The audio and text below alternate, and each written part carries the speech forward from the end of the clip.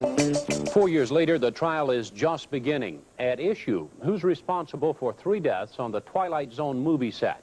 Lawyers for the film's director blame an explosives expert, but Sandy Kenyon reports prosecutors disagree. The trial got underway with 2 different accounts of how the tragedy occurred.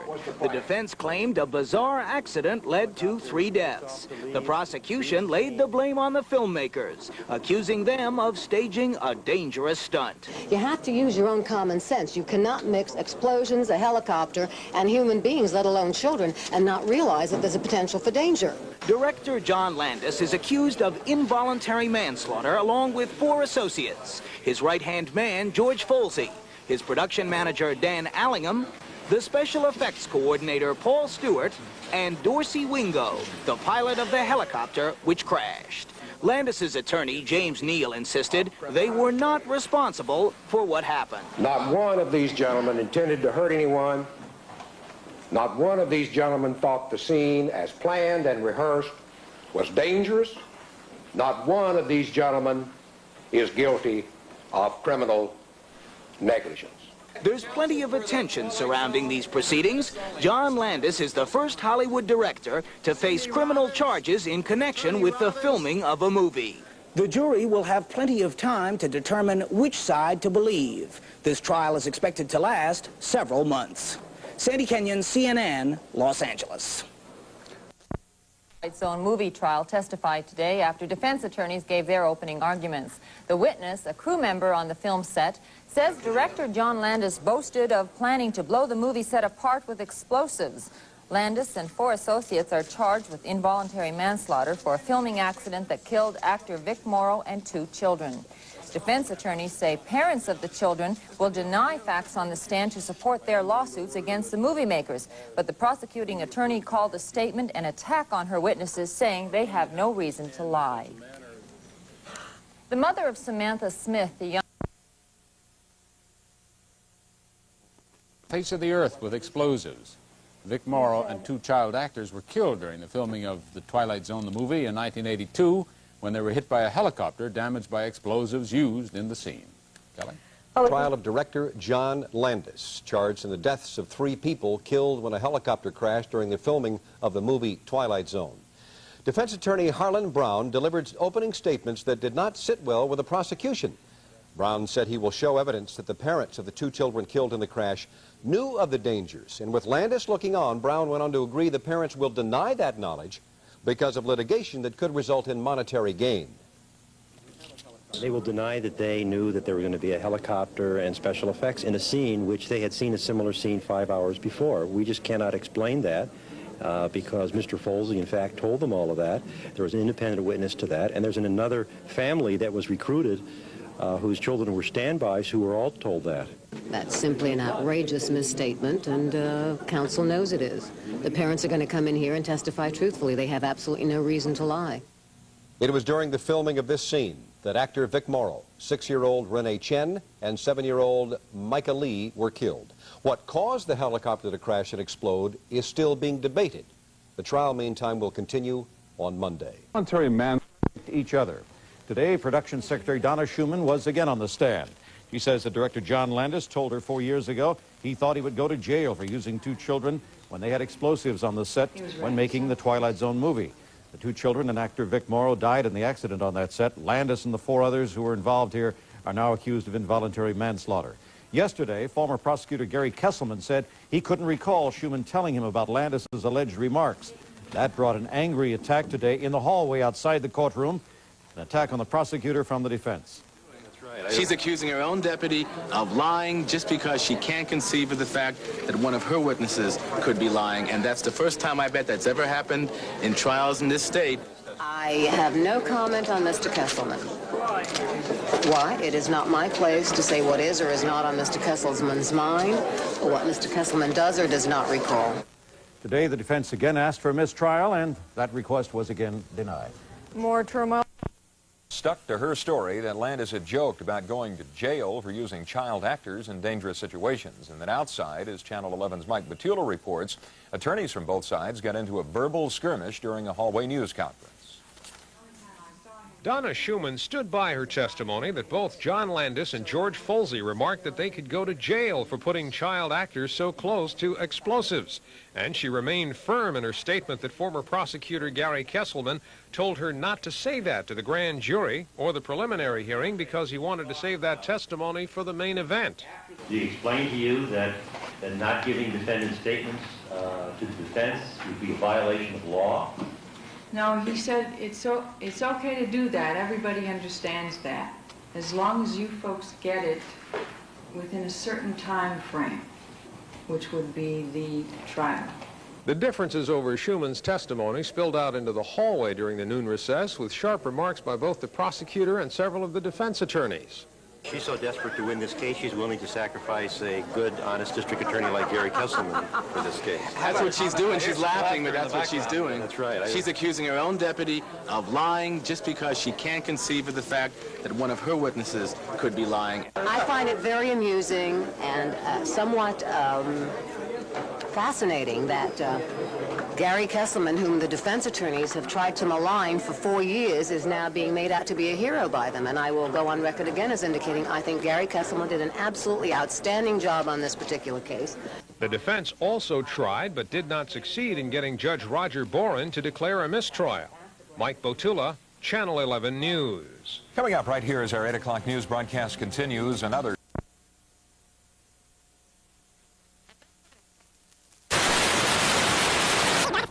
In a highly unusual turn on the witness stand, D'Agostino told the court that she thinks she's the victim of a plot.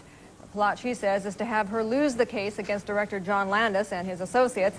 She contends that vital information about the case was withheld from her. D'Agostino also claims that there were allegations of drug and alcohol use on the Twilight Zone set, but says that those charges were not properly investigated at the time.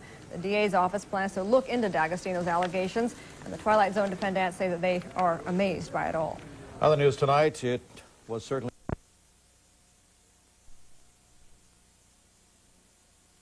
Years ago today, the Monkees debuted on NBC.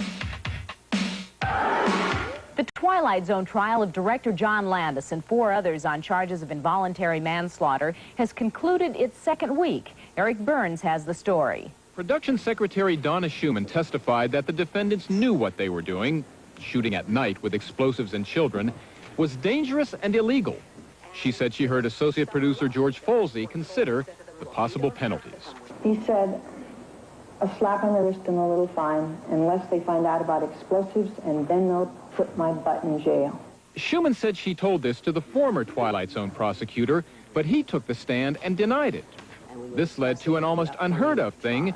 The current prosecutor took the stand and supported Schumann. I don't think we ever anticipated that with the first witness we would get into a situation where we would end up with 2 prosecutors taking the stand under oath and accusing each other of lying. So far, the evidence tells us that either a witness who was set forth in the opening statement as a star witness or an important witness, either that witness is not telling the truth, or the prosecuting attorney that handled this case through its early stages and took it through the preliminary hearing is not telling the truth. The Twilight Zone trial is now in recess for a week. Eric Burns, Entertainment Tonight. When one of America's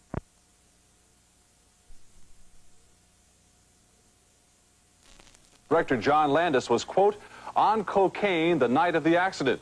The former prosecutor, Gary Kesselman, admitted that he didn't pursue the claims because numerous witnesses said it wasn't true. But D'Agostino suggested Kesselman didn't pursue the matter on the word of one witness alone, former production secretary Donna Schumann. Yesterday, witnesses testified about Landis' conduct before the 1982 accident that killed Vic Morrow and 2 children. The secretary who worked for John Landis testified that final drafts of the Twilight Zone script calling for 2 children to work around explosives late at night were kept under lock and key. Did he tell you anything about distribution of those scripts? Not to give it out to anybody. And a casting director testified that when her office told Landis the children's work in his movie sounded dangerous and was illegal at night, he reacted angrily. He was a little gruff, I believe, because we wouldn't be involved in this, and said, the hell with you guys, we don't need you, we'll get them off the streets ourselves. Defense attorneys maintained the accident which killed Vic Morrow and 2 children was unforeseeable. When we return, more from the...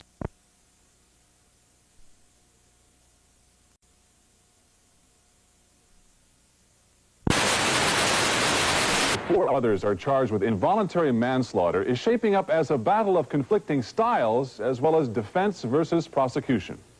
Yesterday, in her opening remarks, the prosecutor quoted from the Twilight Zone script to demonstrate to jurors what she saw as very evident dangers. One after another, the buildings blow up in flames as the helicopter systematically destroys the village in its search for Bill. This was a scene, ladies and gentlemen, to which Landis, who wrote it, fully intended to place not only Vic Morrow, but 2 tiny children.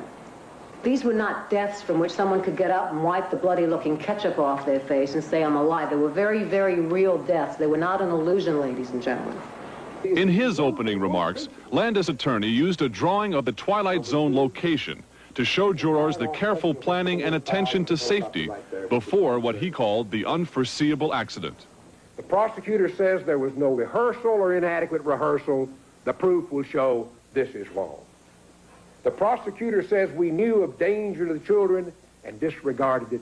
The proof will show this is wrong. The prosecutor says we didn't explain the scene to the parents. The proof will show this is wrong. The prosecutor says John Landis wanted realism at any cost. The proof will show this is wrong. And therefore, ladies and gentlemen, when the prosecutor says these defendants are guilty of criminal negligence, the proof will show this is wrong. 7 women, present and former...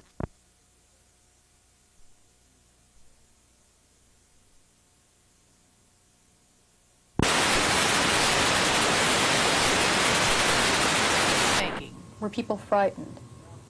Some people were frightened, yes. Was Vic Morrow frightened? Vic Morrow was frightened.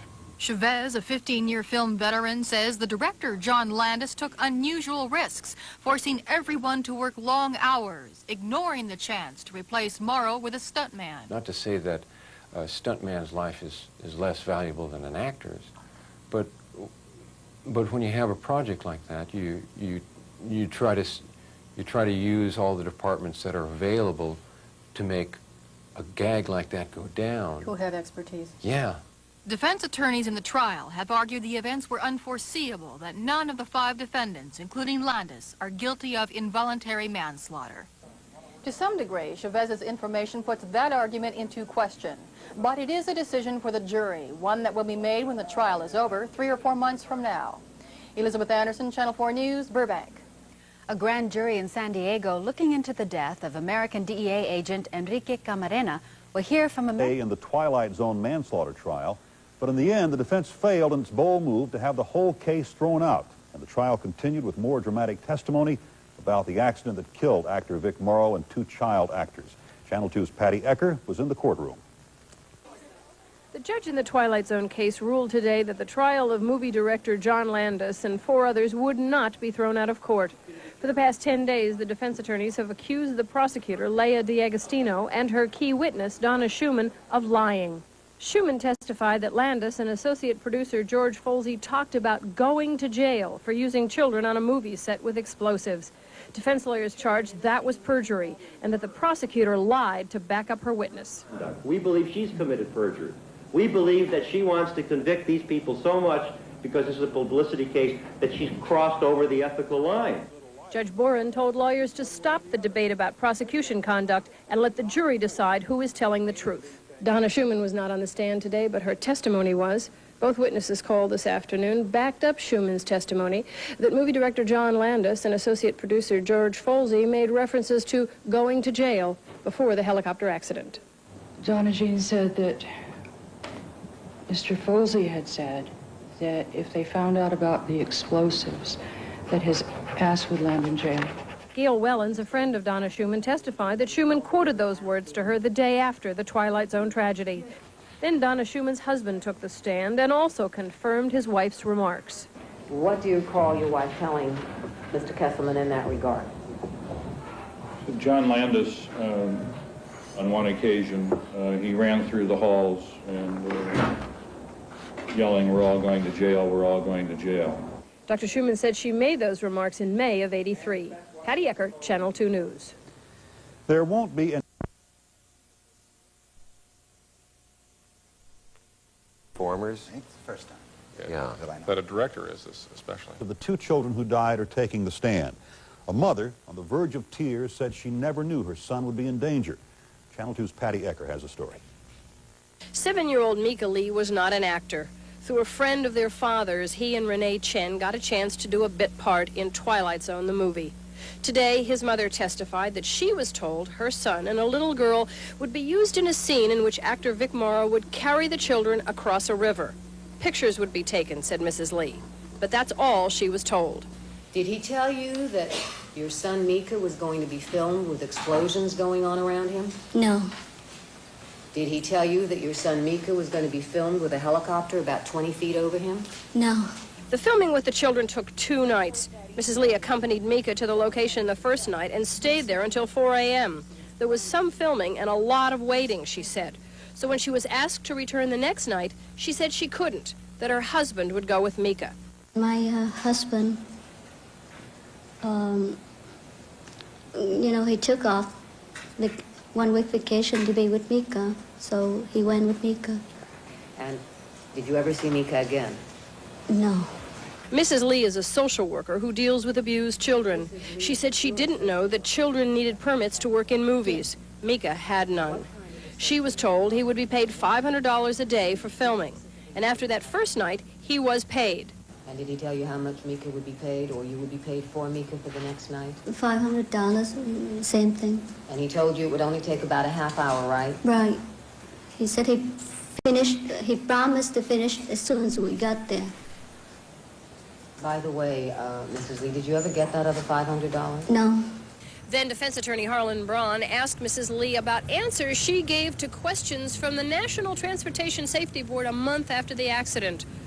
That NTSB report indicated that Mrs. Lee had said she did know about the explosives, that she did know about the helicopter. But today she testified that she never said that she never knew the nature of the scene. Patty Ecker, Channel 2 News. A 6-year-old girl who was accidentally killed during filming of the 1982 movie Twilight Zone took the witness stand today. This in the manslaughter trial against director John Landis and 4 others. Elizabeth Anderson was in court as Mark Chin delivered his tear-filled testimony. We're going to switch to her now for a live report on what happened. Elizabeth. Well, as you say, John, it was really an emotional day at the Twilight Zone trial. Mark Chen, the father of victim Renee Chen, took the stand, and he basically backed up the testimony from last week from a Mrs. Kim Lee, who lost her son in that filming, Mika Lee. They both said they never realized how dangerous the filming of the Twilight Zone would ever be. At one point, he broke down, overcome by emotion as he recalled the last night he ever saw his daughter Renee alive. It was during the filming of that scene in which the helicopter crashed that 6-year-old Renee Chen died. Did Mr. Folsey, or Mr. Landis, or anyone else on that motion picture tell you that your daughter Renee is going to be filmed with explosives in close proximity to her? No. Did either Mr. Landis or Mr. Folsey or anyone else on that set, Mr. Chen, tell you that your daughter Renee is going to be filmed with a helicopter approximately 24 feet over her head? No. That helicopter was brought down by powerful special effects explosions, and in interviews conducted exclusively by Channel 4 and also in testimony in court, it has been indicated that it was the director, I should say, John Landis, who asked that helicopter to fly lower and the explosions to be larger. Today's testimony from Mr. Chin, as far as the prosecution feels, only fuels his charge of reckless conduct and involuntary manslaughter against Landis and the 4 other defendants. The defense says it will have its chance to tell its side of the story as the trial progresses. But for tomorrow, anyway, the jury will leave the criminal courts room. It will go to the Academy Awards Theater, and that is when it will see some of that film, at least that one scene, for itself. 6 cameras were rolling as it captured that tragic crash. Live from the criminal courts building, Elizabeth Anderson, Channel 4 News. Okay, Elizabeth, thank you very much. We're going to take a break here. Coming up next, Fritz says summer is beating a quick retreat, but it won't be all that bad. And the Twilight Zone case. More testimony there today. And Glendale Police... The Twilight Zone involuntary manslaughter trial continued today. Our Paul Dandridge tells us that it centered on the testimony of the father of one of the victims. Mark Chen, the father of 6-year-old Renee, took the stand. He is the second parent to testify so far in the trial. He was with his daughter, shown here on the left, with Micah Lee the first night the children were taken to the Twilight Zone set near Saugus. Mr. Chen's testimony covers charges against director John Landis, associate producer George Folsey, and production manager Dan Allingham. 4 years after the accident, Mr. Chen remains grief-stricken. While describing events on the morning of July 21st, 1982, he broke down. What did you do in the trailer, sir? We're resting. Then what happened? Then someone came and woke up us. Do you remember who it was that woke you up? I don't remember. Then where did you go? They took the child for makeup. Would you like some water, Mr. Chen? The defense contends that the tragedy was unforeseeable, unavoidable, and that the parents did know the children were working illegally and with explosives. I guess I'm saying, in a sense, that what this case is about is not warning or versus warning, no warning versus warning, but whether we're guilty of reckless moral conduct. The prosecution has held that the defendants knew of the danger, and that certainly if the parents knew, they would not have allowed their children to be there. Clearly, neither the children nor the families assumed any risk of their people, of the children dying. The fact is that neither Landis nor Folsey told the parents about the explosives or the helicopter. Later this week on Thursday, the 2 other parents who were with their children the night that they died will testify. And tomorrow the jury and the court will go to the movies to see the film of the accident, that very important film that one of the investigators for the prosecution said is the case. Reporting from the Twilight Zone trial, Paul Dandridge, Channel 7 Eyewitness News. Got an update now on the condition of Heather Thomas.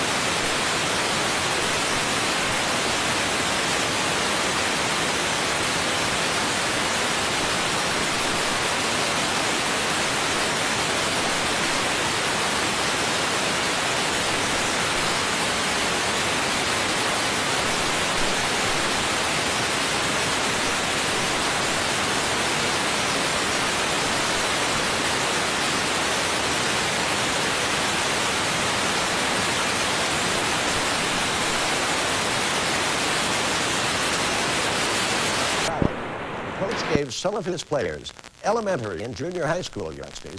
Your name is? Kathy. Elaine. They have been friends for 50 years. First today, get their first look at outtakes of the fatal Twilight Zone accident. We'll have a live report. And should our favorite movie classics be colorized? Some Hollywood heavyweights say no. This and more next on the Channel 4 News.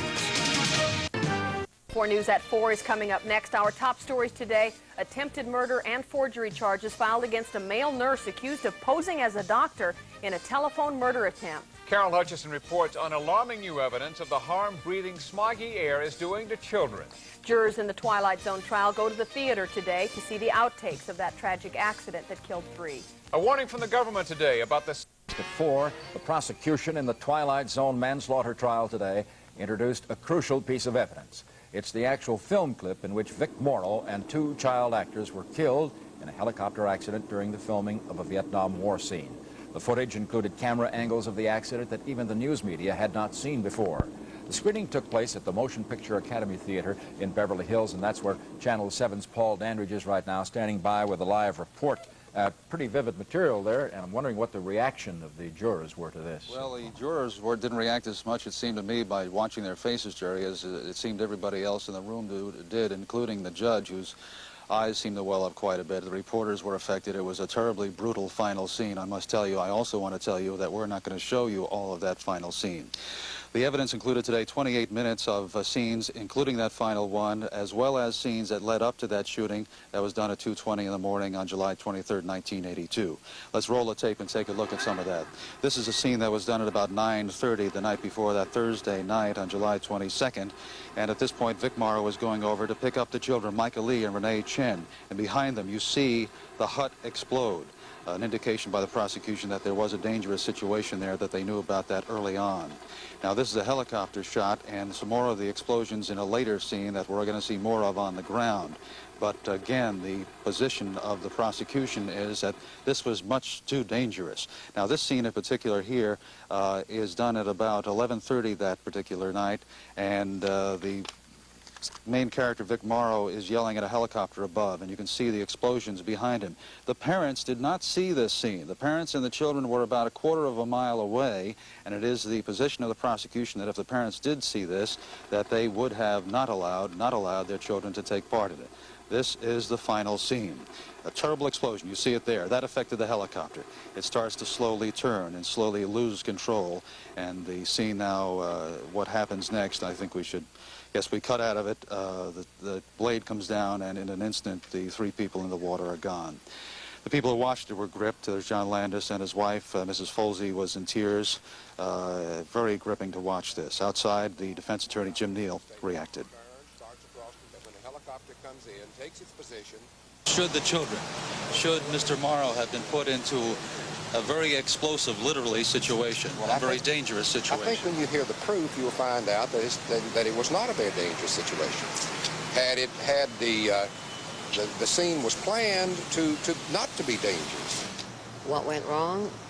Mr. Landis's quest for realism exceeded all bounds of safety. It was never safety first. It was realism first, and forget about safety, because he wanted to create a particular scene, and he got his effect. But at what cost? The movie was gripping to watch the first time, and then, of course, the jury and the people here watched it a second time, and I must tell you that was worse because you knew more precisely when something was going to happen, and there was no way to prevent it. You couldn't keep your eyes off the screen, and yet you wanted to turn away.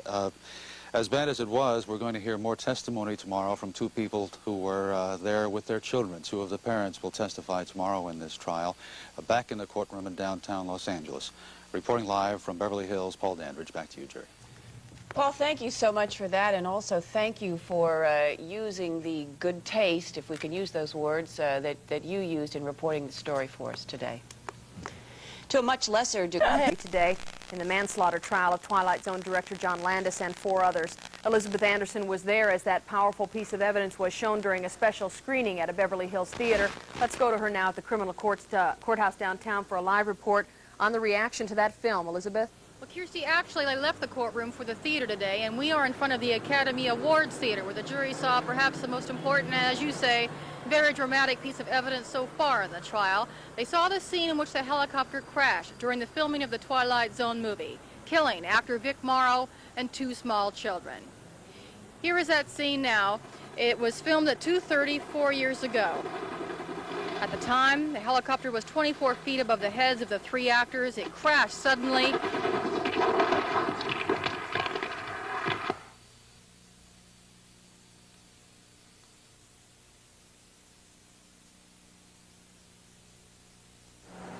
And you saw that scene just as the jury did just a little while ago. Could this tragedy have been avoided, or were the events unforeseeable? That is what the Twilight Zone trial will decide.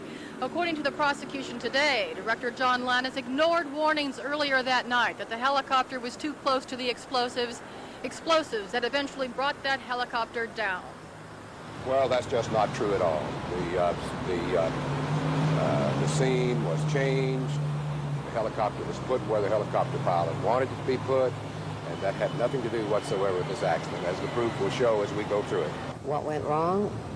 Mr. Landis's quest for realism exceeded all bounds of safety. It was never safety first. It was realism first, and forget about safety, because he wanted to create a particular scene, and he got his effect. But at what cost? Tomorrow and during the trial, as it goes back into the courtroom, the parents of the children that were killed, who were the parents that were actually on the set, will testify. Yesterday, one parent, Mark Chen, said that he was never warned about explosives or a helicopter, that he never knew the scene would be so dangerous.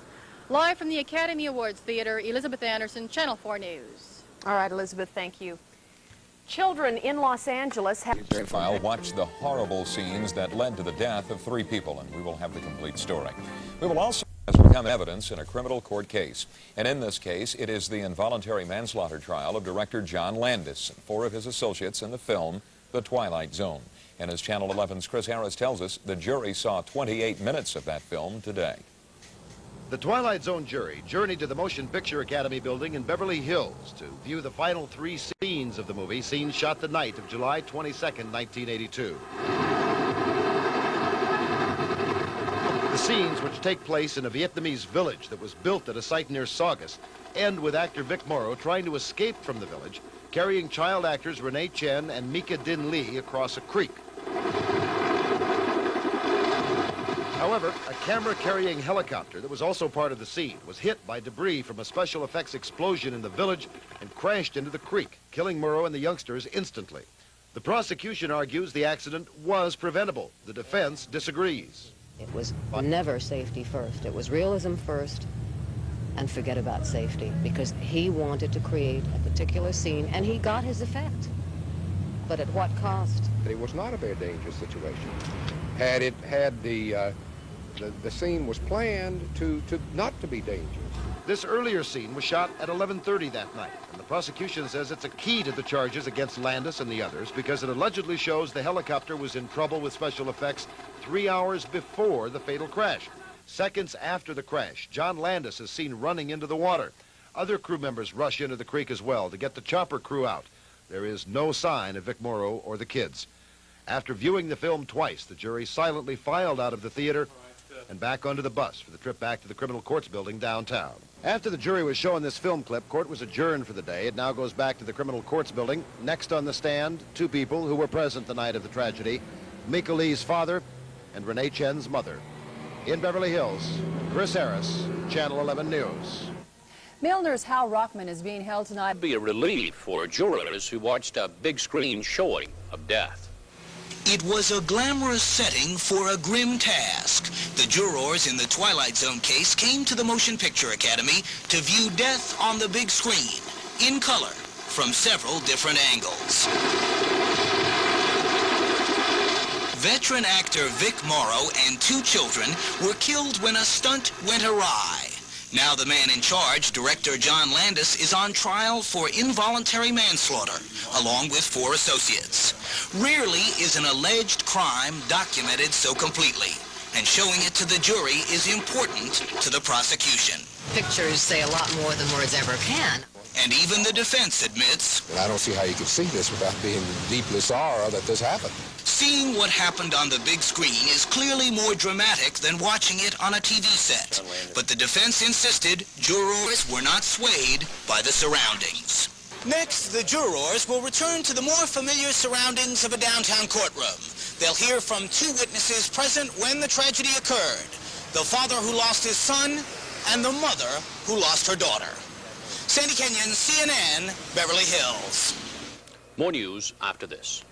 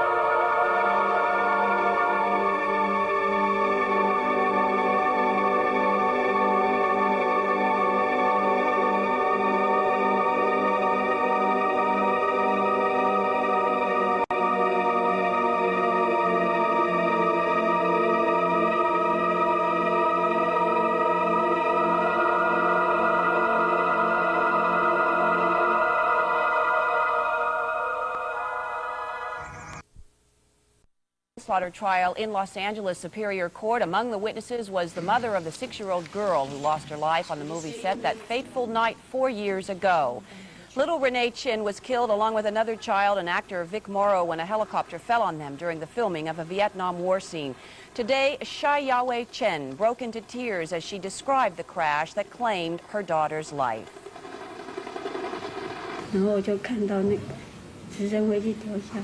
Then I saw the helicopter fall on top of the 3 people. At that moment, I was so scared. I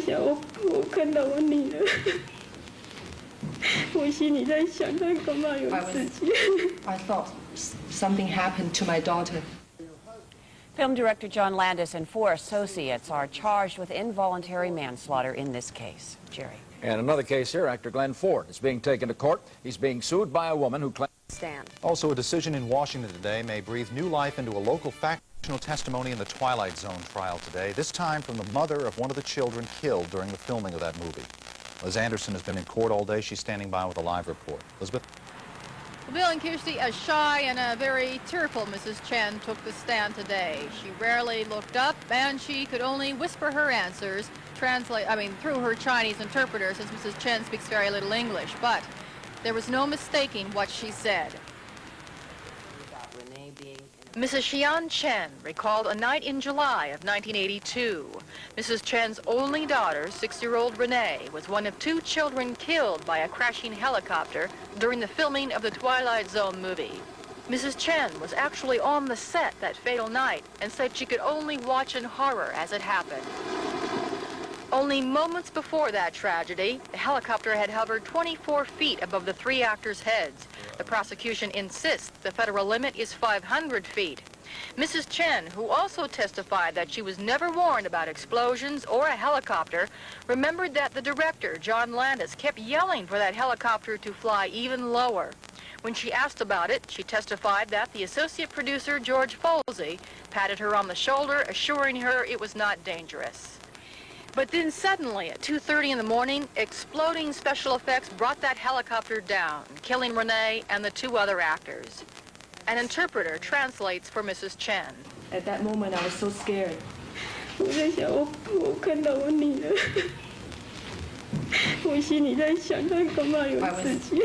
I thought something happened to my daughter.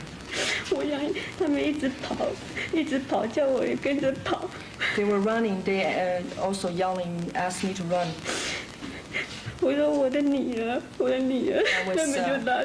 I was yelling for my daughter. I'm sorry. I think it's inappropriate for me at this time to say anything. If they really want the truth to come out, why are they trying so desperately to keep it away from the jury? It has already come out in court that the children were hired illegally without permits, and that Landis and some of the others, including Folsey, tried to conceal that fact. The prosecution feels that the testimony today, the emotional testimony from Mrs. Chen, will fuel its charge of reckless conduct, of involuntary manslaughter. That Landis ignored repeated warnings, even from his own pilot, that that scene would be risky and dangerous. Live from the Criminal Courts Building, Elizabeth Anderson, Channel 4 News. Thank you, Elizabeth. New demands from Sun Valley today to close an elementary school there until some nearby hazardous material.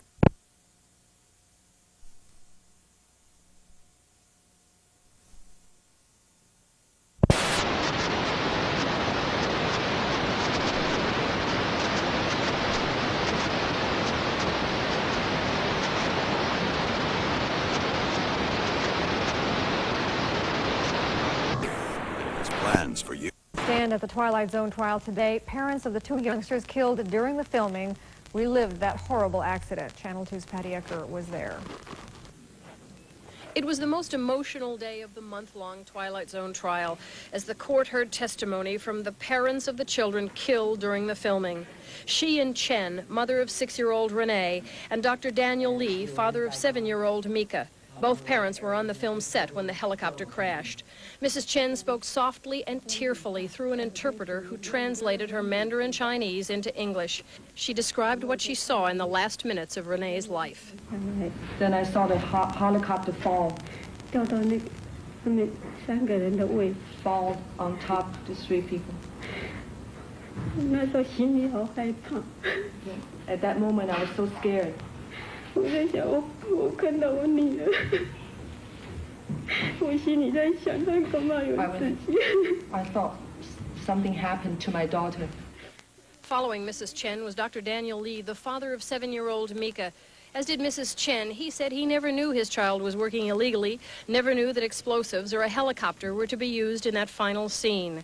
He said as filming began and actor Vic Morrow and the children entered the water, he heard someone giving directions to the helicopter. I heard the voice saying, lower, lower. Dr. Lee was born and raised in Vietnam. He said he experienced explosions from real bombs from the time he was 10 years old. He had an instant reaction, he said, to the explosion that went off at Indian Dunes just before his son was killed. I fell on the ground. Why did you fall down to the ground? Because I was so horrified. The next thing I saw, people running, shoving, running out to their life, and then finally I saw the body of my son. Dr. Lee will be cross-examined by defense lawyers on Monday. Patty Ecker, Channel 2 News. A late-night fire claimed the life of a mother and son in Norwalk. The blaze broke out just before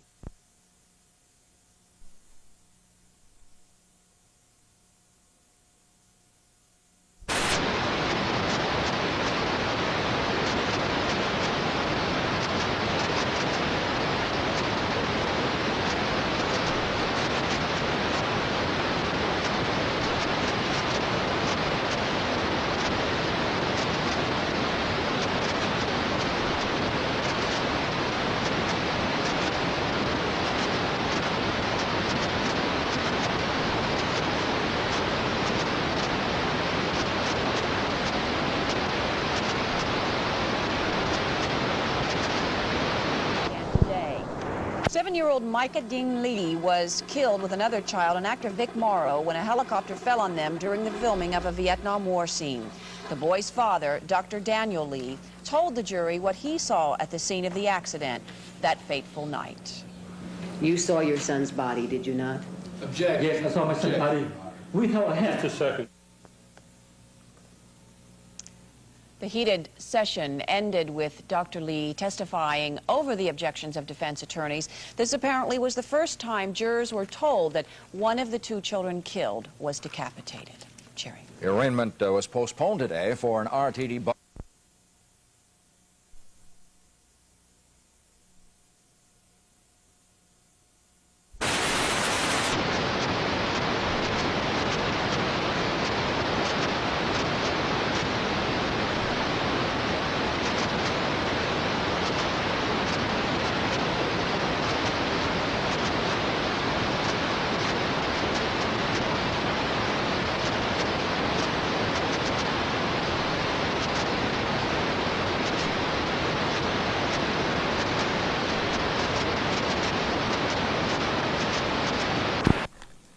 Los Angeles homicide detective Twilight Zone trial, a Los Angeles County Sheriff's deputy today showed off a scale model of the film location where 3 actors died in a helicopter accident back in 1982. Deputy John Shannon says he constructed the model from sketches he made about 6 hours after the accident occurred. Defense attorneys pointed out that the model does not represent the way the scene looked at the exact time of the crash, which killed actor Vic Morrow and 2 child actors. Director John Landis and 4 other men are charged with manslaughter in the case. And a nurse charged...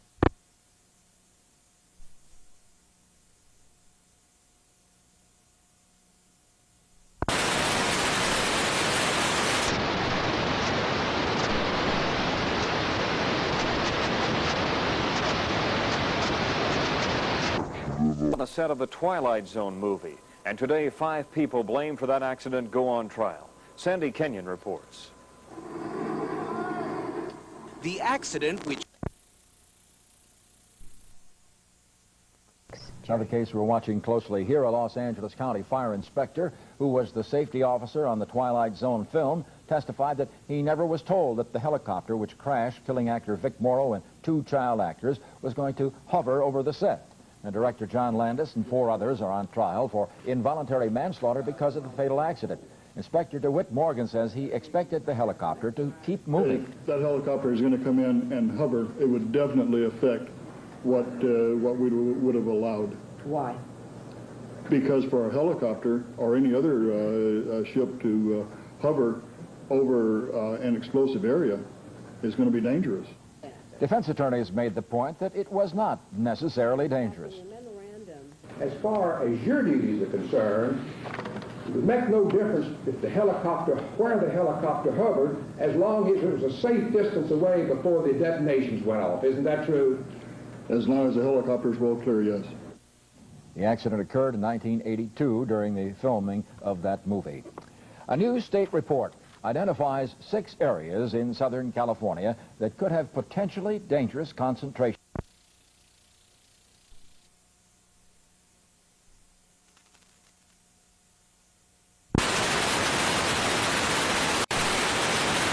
Testimony today in the Twilight Zone trial of director John Landis, one man claiming that he warned of a possible helicopter crash but was ignored.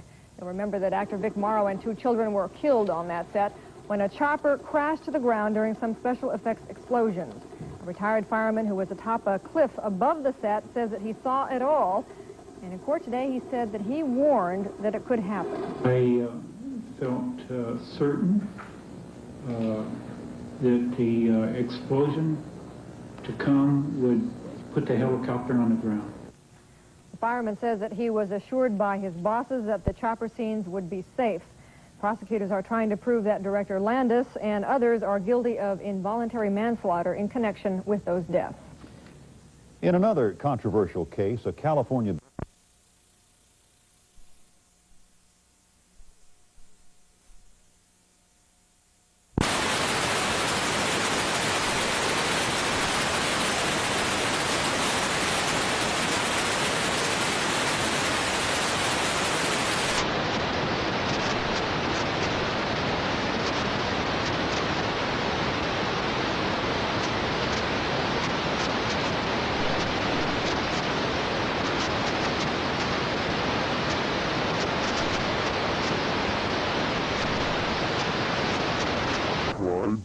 out the fact that an effort was made during the filming of the fatal crash scene to downplay the fact that children were being used in a scene where explosions would take place.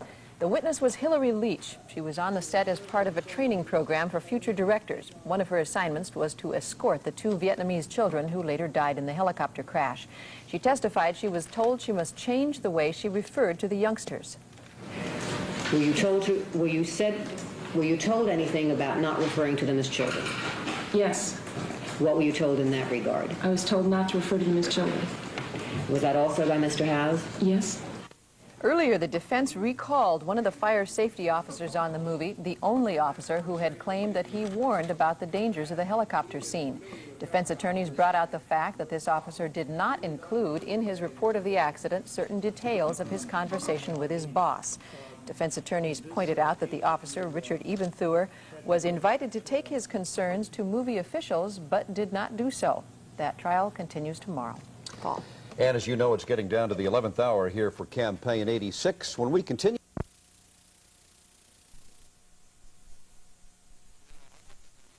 Crazy. Are you related, the 2 of you? Hi, Mom! That's your mother? Come here, Mom.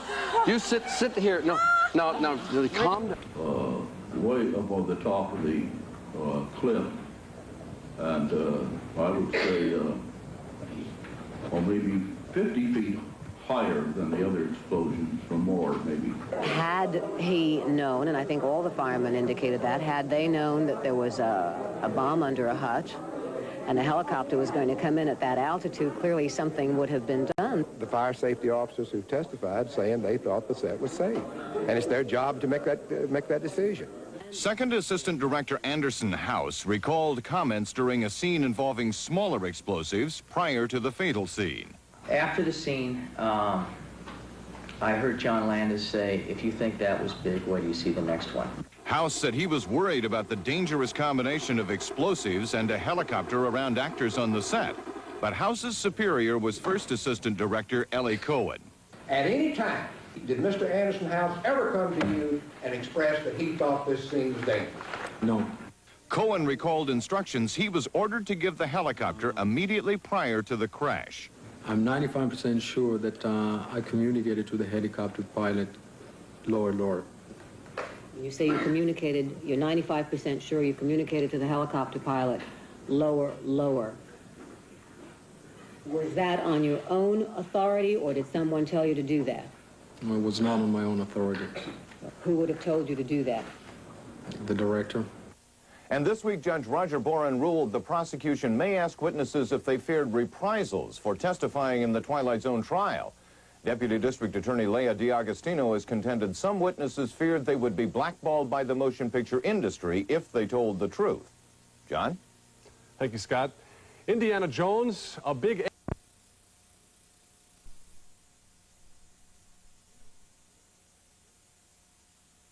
And I felt like I had to come to the mall tonight. Ever seen... rehearsed, even though it ended in tragedy. Cohn also said that to the best of his knowledge, director John Landis had never insisted on anything being done if it was considered dangerous. Defense attorneys say Cohn's testimony showed Landis did not endanger his crew by asking for unsafe special effects. You have no independent record. Actress Gilda Radner tonight is recovering after having a malignant cyst removed from an ovary. He continued in the Twilight Zone manslaughter trial. Scott Osborne has an update in our news studio. Scott? Thanks, Mary. The fire safety officer in charge of the Twilight Zone set said he'd never seen special effects explosions as large as the blasts that downed a helicopter that killed actor Vic Morrow and 2 children. But George Hall also acknowledged that he disregarded another fire safety officer's prediction of disaster before the fatal scene. Hull testified he hadn't known that actors were to be in the scene, nor that the helicopter would be hovering 24 feet above the set, nor that a bomb had been placed in a structure. The whole area was ignited and illuminated at that point. What did you see? Tremendous firestorm, fireball with large volumes of fire and smoke, very heavy with smoke. But Hull, who stood on a cliff overlooking the scene, had been warned that the helicopter's flight path would take it into the special effects explosions. The warning came from Fire Safety Officer Richard Abentoyer. But Hull, describing Abentoyer as always a problem, ignored the warning. Did you consider that a complaint by Mr. Abentoyer? A safety complaint? No. What did you consider that? I considered it one of Abentoyer's typical snivels. We devastated the prosecution's case, and I can't believe that this crazy woman is still hanging in there. By crazy woman, you mean the Deputy District Attorney Leah DiAgostino? Yeah, it's the crazy. That's what we call her, among other things. What else do you call her? Well, we just basically think that she's somewhat deranged and a sick woman. I must be doing something right to elicit all this incredible hostility on his part. I think it's wonderful. I hope he continues to do so. It'll show I'm doing my job.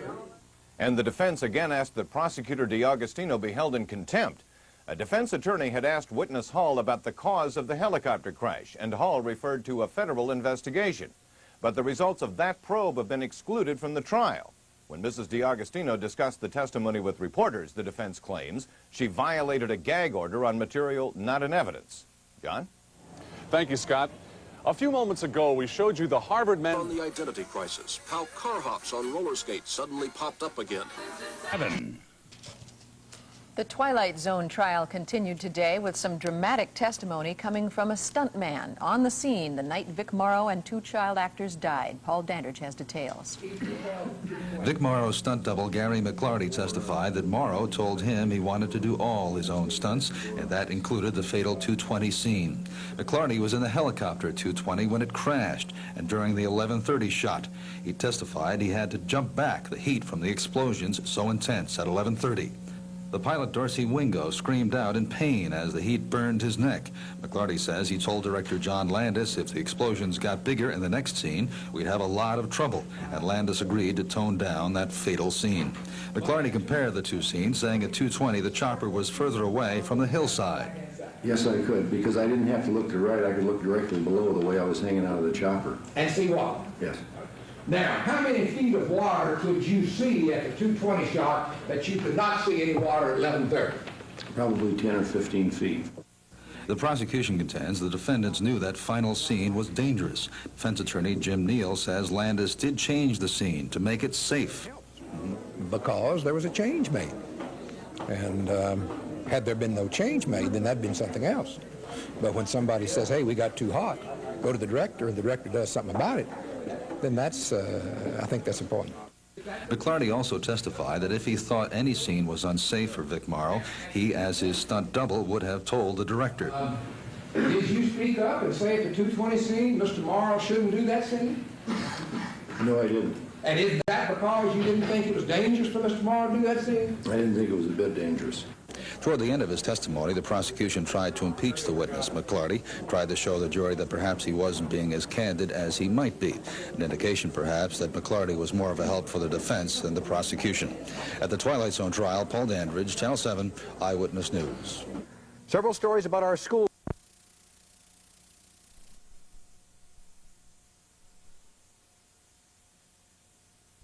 Marcus Allen is still having problems with that ankle, Charlie.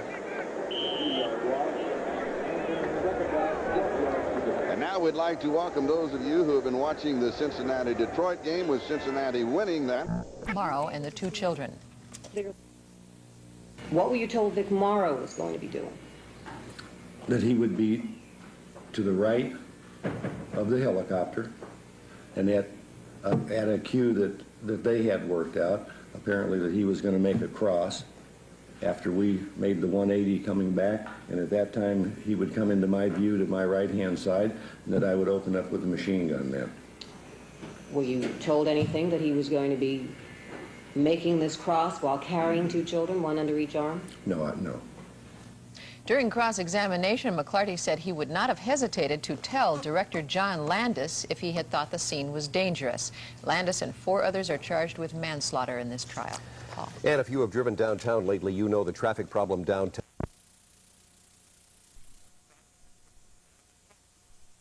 The set of the Twilight Zone movie during the night of the fatal crash in 1982. Williams said he followed orders from the special effects coordinator, defendant Paul Stewart, orders which violated rules set by fire safety officers. They had prohibited the placement of explosives under structures on the set. Were you told to place that mortar under that structure, sir? Yes, And who told you to place that mortar there? Mr. Stewart.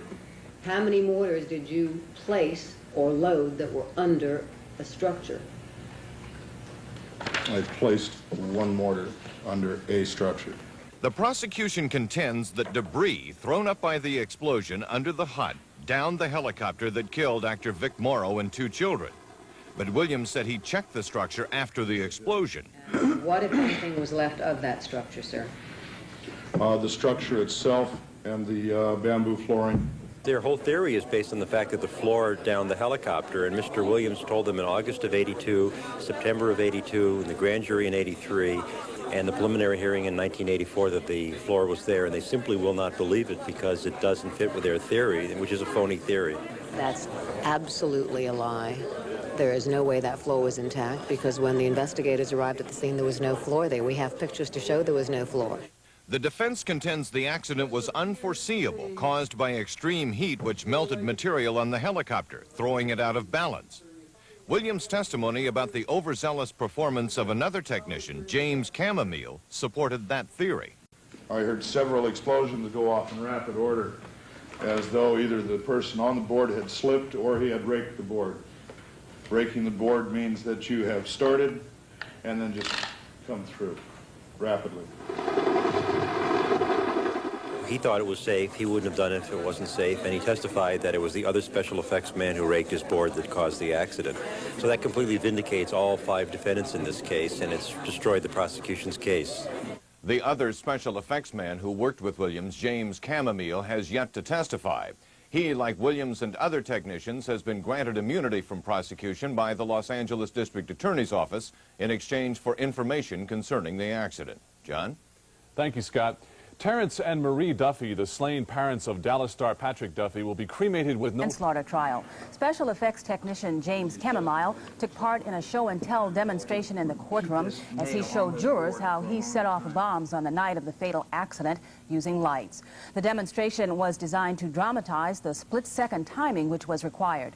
Chamomile also showed jurors the welder's hat he was wearing that night, testifying that he never looked up to see the helicopter once the special effects bombs started going off.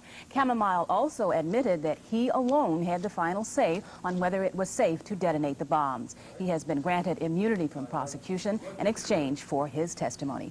Jerry. Angela, funeral services are pending for bandleader Horace. James Chamomile has been granted immunity in exchange for his testimony. Chamomile testified that plans for the final scene, destruction of a village, seem sketchy. To your knowledge, sir, was there ever a diagram or a schematic made of precisely where the explosions were placed for this final scene? I don't believe so, no. And to your knowledge, sir, was there ever a test explosion set off to determine the magnitude of the special explosions that you were present at? No, not really. But Chamomile overheard a discussion between two of the trial's defendants, Director John Landis and Special Effects Coordinator Paul Stewart. What did you hear Mr. Landis say? That he would like to see the shack go up. Did you get instructions by anyone, sir, to place a mortar under any particular structure? From Mr. Stewart. The prosecution contends that a blast from explosives under a structure prohibited by fire marshals downed the helicopter, that John Landis ordered it done, and that Paul Stewart did nothing to prevent it. Did he, while you were firing your board, attempt to stop you from firing at all? I don't believe so, no. Chamomile said he waited until Vic Morrow and the children were out of the line of fire before setting off the blasts. The defense contends Chamomile caused the accident by triggering the explosions too soon. Coming up tomorrow, Susan Lucci.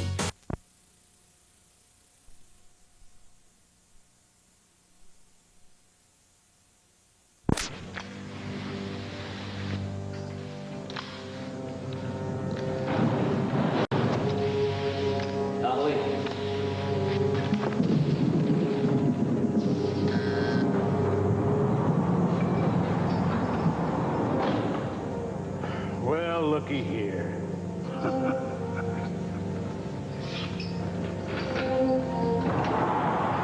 Stand in the Twilight Zone trial today.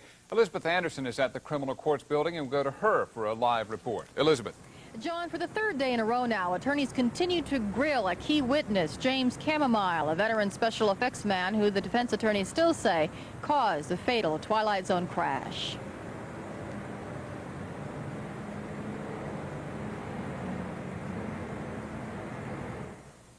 Special effects man James Chamomile testified that he looked up only once at the helicopter to make sure the actors were safe and began firing the fatal explosions. But within seconds, debris from those explosions sent the helicopter into an uncontrollable spin, killing Vic Morrow and the two children.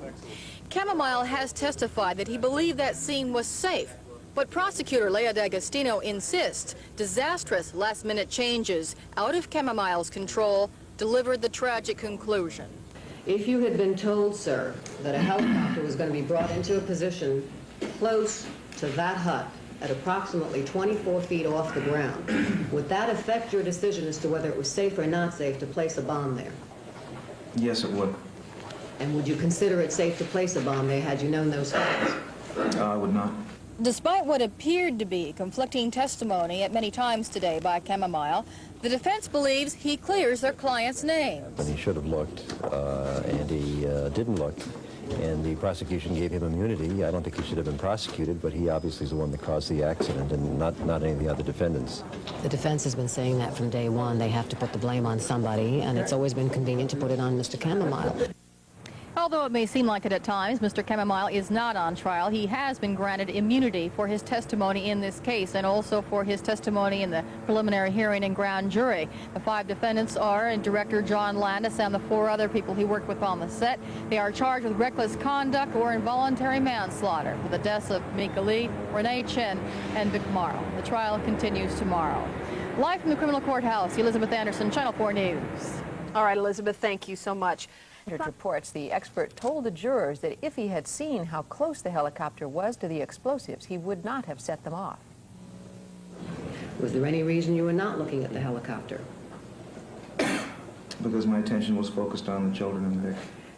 James Chamomile testified he did not look to see where the helicopter was after he started setting off 8 mortars. Testified he was told by one of the defendants, Special Effects Coordinator Paul Stewart, not to set off the explosives while the helicopter was directly above or near the mortars. And Chamomile testified no matter what anyone else said, it was his responsibility to make sure it was safe to set off the explosives. The defense says now Chamomile has exonerated all the defendants. That proves exactly what happened. He should have looked, and he didn't look, and the prosecution gave him immunity. I don't think he should have been prosecuted, but he obviously is the one that caused the accident, and not any of the other defendants.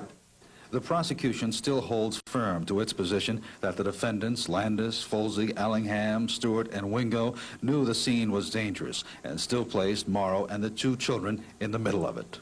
You just do not change things on a scene involving explosions, helicopters, and human beings. You do not change things without advising everyone.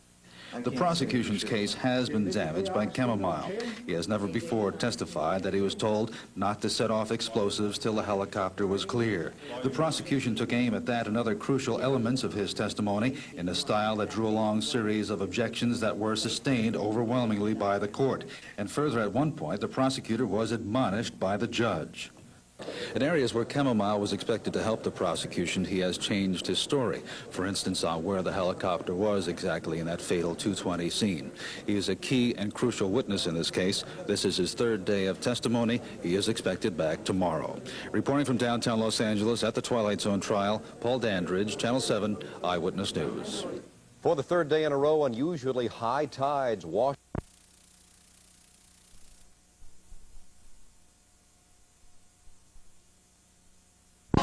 And very good at what she does. She's an assistant district attorney in Los Angeles, and her name is Leah D'Agostino. Her record of convictions has earned her a big reputation as well. Her nickname is the Dragon Lady. These days, she's taking on a battery of defense attorneys as prosecutor of the Twilight Zone movie trial. In profile tonight, Leah D'Agostino. Were you ever on location on a motion picture and your boss told you, I understand the district attorney's office is getting a bench warrant out for you, you better call him? Yes. So in other words, you did know that we were trying to reach you, sir. Isn't that true? I think she's dishonest and a sick woman, and she's totally obsessed with her own persona and turning this case into a media event for her. She puts her whole body and soul into it, and that's my type of prosecutor. Did you ever see a smaller version of this particular photograph? I was shown several photographs I do not recall.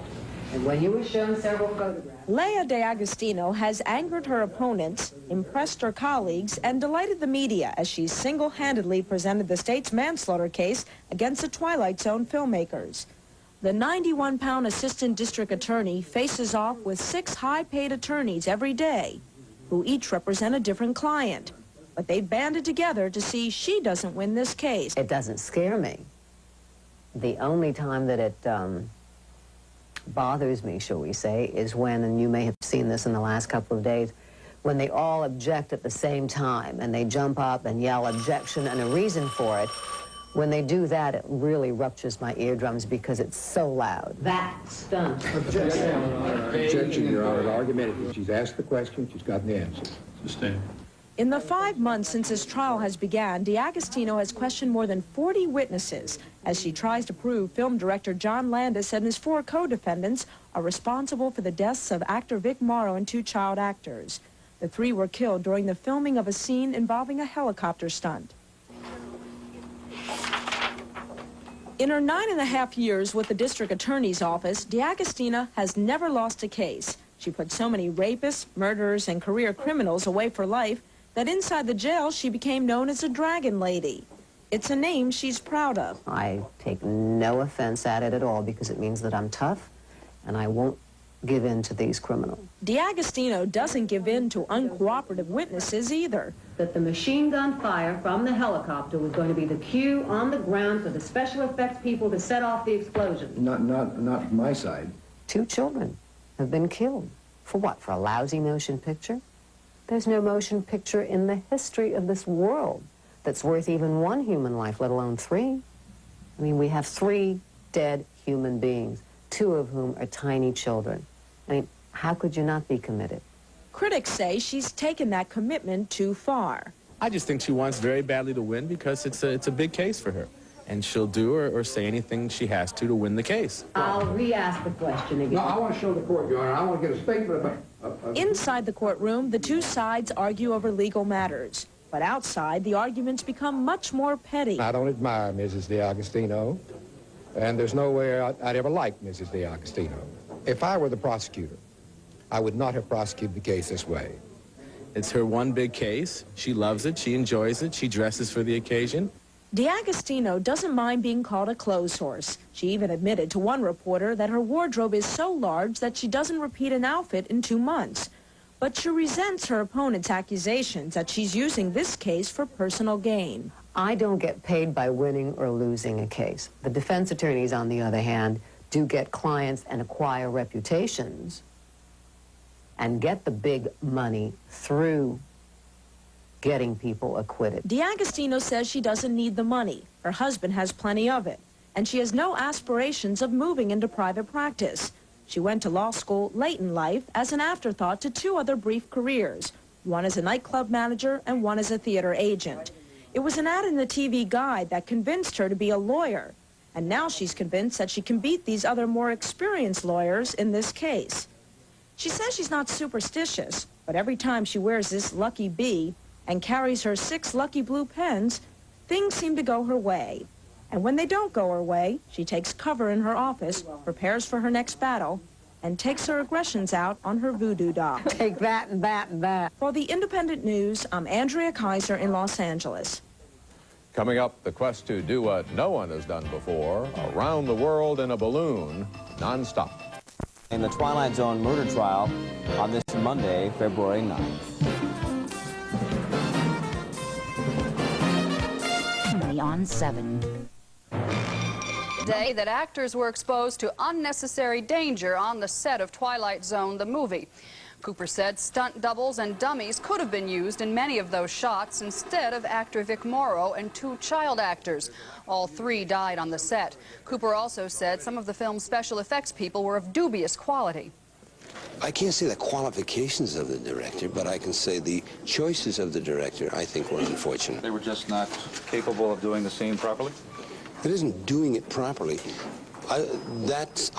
Many of us would never have done the scene that way at all, period. Cooper's main point was that the actors were placed too close to live explosives and a helicopter. Paul. Tony, at this hour, Muslim militants say that the children and Mr. Morrow should not have been in that position, in my opinion. Under cross-examination by the defense, Cooper went even further, saying the production should have been shut down because of problems during rehearsals. That, he said, is the director's responsibility. I'm responsible at that point. I'm the director. I'm the captain of this ship. I have hired the wrong people or one wrong person, or until I could collect my thoughts, I would have shut us down. I know it would have cost a lot of money. He's sort of a crusader, and he wants to come in and testify for the prosecution, and it seems to me that that's what he's doing. But I don't think he has any expertise in helicopters or special effects. Cornell Chapman in Los Angeles for NBC News. Change of pace coming up. And being a veteran actor and director, Cooper is the chairman of the Directors Guild Safety Committee. And today, Cooper reviewed the scene in which actor Vic Morrow and 2 children were killed when a helicopter crashed down on them. I'm qualified to say that the children and Mr. Morrow should not have been in that position, in my opinion. Cooper saying safety precautions were violated, and if he'd been the director, he would have shut down production rather than risk an accident. Want some political gossip? Insider. Prosecutors presented evidence of the actual scene of the fatal helicopter crash in the Twilight Zone movie trial. Elizabeth Anderson reports from the location near Castaic. This was the most dramatic moment today when a helicopter flew at 24 feet above the river at Indian Dunes. That's exactly how low a chopper was the night of the fatal crash 5 years ago. Witnesses have testified they heard the director John Landis order the chopper to fly even lower. Suddenly, debris from special effects explosions that soared far above the 90-foot bluff knocked the helicopter out of the sky onto the 3 actors in the river below, killing Mika Lee, Renee Chen, and Vic Morrow. The director, John Landis, and the 4 other defendants and their attorneys were all here today, surveying the scene, watching the demonstration, but saying very little. It was officially another day in court. As usual, the day's events were intended for the jury. At the last minute, defense attorneys successfully argued that the chopper should not fly before the jurors.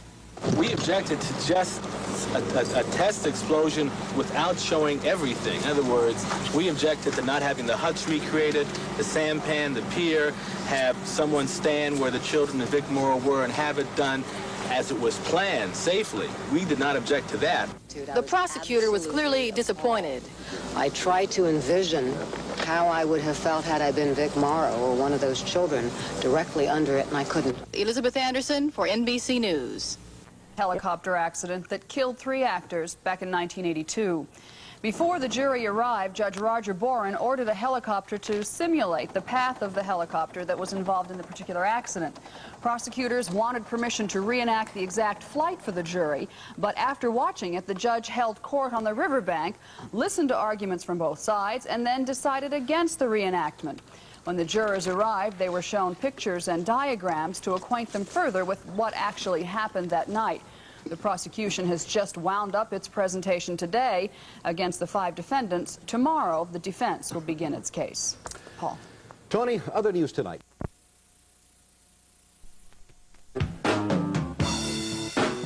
Can Valerie Bertinelli grab all of life's gusto? Will the Wizard need more than magic to catch Cosby? How far is Russia behind in the music video race? And if Mary's with me and its case against director John Landis and 4 others at the Twilight Zone manslaughter trial. Actor Vic Morrow and 2 children were killed on the movie set in July of 1982. Today, the defense began to present its side, and Scott Osborne has more. In a surprise development, the first witness called to the stand for the defense was the film's director, John Landis. Since the trial began, Landis has come to court to hear the prosecution's case against him and 4 other defendants. Today, it was his turn to recount the events surrounding the movie set deaths. But director Landis said no one in the film production crew warned him of the danger in the scene that took the lives of Vic Morrow and the 2 children. The Landis appearance followed Judge Roger Boren's denial of a defense motion to dismiss charges against all 5 Twilight Zone defendants. The prosecution concluded its case after calling 71 witnesses in 71 days of testimony. Mary? Thank you, Scott. ABC's miniseries America slipped again in last night's ratings and etc., etc. I mean, he knows what he can get out of an actor, and he knows what performance he wants to get out of himself. Oh, well, how can Mrs. DeAugustino complain about theatrics? That's the most ridiculous statement I've ever heard in my life. Maybe she's not liking it. Is that possible? How do you think you did this morning? I think he's doing very well. John Landis will take the stand and give his version of what led up to that fatal war scene. Then the prosecution will have its chance to cross-examine him and challenge his testimony that conflicts with earlier witnesses. From the county courthouse, Gina Liu, Channel 11 News. In Colorado, darkness has forced rescue. Tom Lawrence, Wendy Gordon, Scott St. James, Sports. Andrew Amador, Weather. Sandy Newton, Entertainment. Russ Nichols, Consumer Wise. LA's Primetime News. Channel 9's 9 o'clock news. For the first time, Twilight Zone director John Landis is telling his story, his version of events that led to the deaths of actor Vic Morrow and 2 child actors on his movie set. Landis admitted wrongdoing in hiring the children, but Channel 9's Mark Trank reports Landis denied putting them in deadly danger. Director John Landis is the first witness to testify for the defense in the Twilight Zone trial.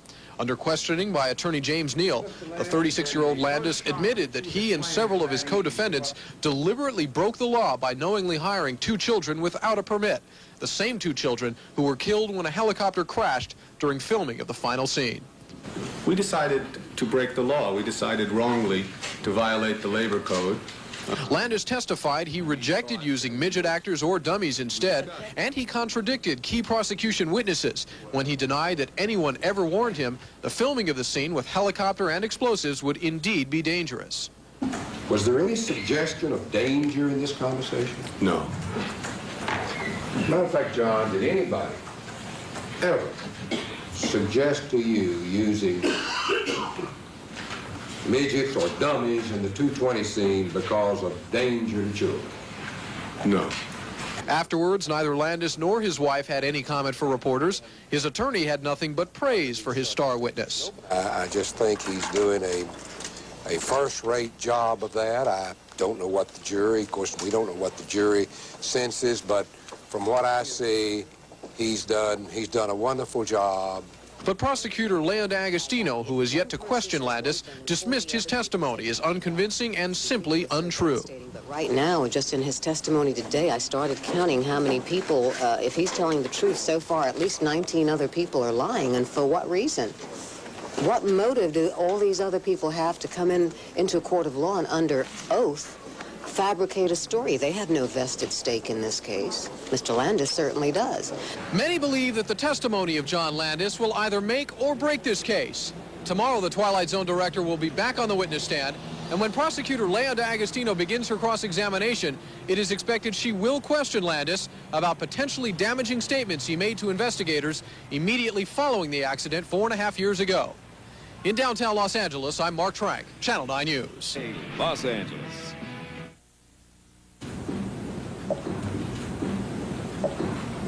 We decided to break the law. We decided wrongly to violate the labor code. Channel 5 News at 10, the #1 primetime news hour in Los Angeles. Now, award-winning Hal Fishman, T.U. Lake, Larry McCormick, Keith Olbermann with sports, and the entire Channel 5 news team. Good evening. The film director John Landis, the key figure in the Twilight Zone manslaughter trial, took the stand for the first time today in his own defense, and Landis admitted that he broke a law. Warren Wilson reports. Landis was introduced to the court as a high school dropout who worked at menial jobs before becoming a major motion picture director who made social statements about racism through his art. Minorities make up a significant percentage of the jury. Under questioning by former Watergate attorney James Neal, Landis was candid about breaking state labor laws by hiring 2 children and working them at night without a permit. We decided to break the law. We decided wrongly to violate the labor code. He told the packed courtroom, including his parents, that no one had ever discussed dangers before or during the filming of The Twilight Zone. Did there come a time, Mr. Landis, when you met certain parents and their children? Yes. You told these parents about the helicopter in the scene? Yes. Did you tell them about the explosions in the same scene? Yes. Did anybody ever suggest to you that those scenes, as planned, were dangerous? Never. Landis's testimony contradicted that of several other witnesses, including the parents of the deceased children. At least some of the parents said they weren't told about the helicopter and the special effects. We have to respond to that. It'll be up to the jury to decide whether that's important. If so, how important. We simply have to tell you, and John simply has to tell you what he recollects and let the chips fall where they may. The whole world is lying, according to John Landis, except John Landis. I find that somewhat incredible, and I'm assuming that the jurors will, too. Today's testimony led up to and set the stage for further accounting by Landis of his state of mind just before shooting the fatal scene in the Twilight Zone. Testimony of pre-production, planning, meetings, and rehearsals, all expected throughout his story to show he did nothing gross or reckless to cause the accident. All that and more when he resumes the stand tomorrow morning. From the Criminal Courts Building in downtown Los Angeles, Warren Wilson, Channel 5 News at 10. There are reports tonight that the First Lady, Nancy Reagan... ABC TV, Los Angeles. Now, the Southland's leading news, Eyewitness News, at 11. Well, and he admitted he knowingly broke the law when he used 2 child actors after hours, but he insisted that he did tell their parents that there was possible danger in the scene. You told these parents about the helicopter in the scene? Yes. Did you tell them about the explosions in the same scene? Yes. Did you tell them that you were not going to have a permit? No, I did not. Later, the prosecutor said she counted 19 instances in which Landis's testimony had contradicted other witnesses. By a movie director on trial for manslaughter. John Landis admitted that he and other defendants decided to break the law by hiring 2 small children to work without permits on the Twilight Zone movie. Landis told the jury how he decided to soften an otherwise harsh script by having actor Vic Morrow rescue 2 Vietnamese youngsters in a story he said was designed as a social commentary. Landis also told the court he wanted to tell a story dealing with social issues, specifically racism. The Twilight Zone manslaughter trial is now telling his side of the story in Los Angeles Superior Court. He, of course, is John Landis, who directed the 1982 movie Scene, which killed actor Vic Morrow and 2 child actors. Today, Landis admitted he broke the law by hiring the children without work permits, but he denied ever being told the scene involving a helicopter and explosives was dangerous. Did anybody ever suggest to you that those scenes, as planned, were dangerous? Never. Landis will continue his testimony in the trial tomorrow. There was a special...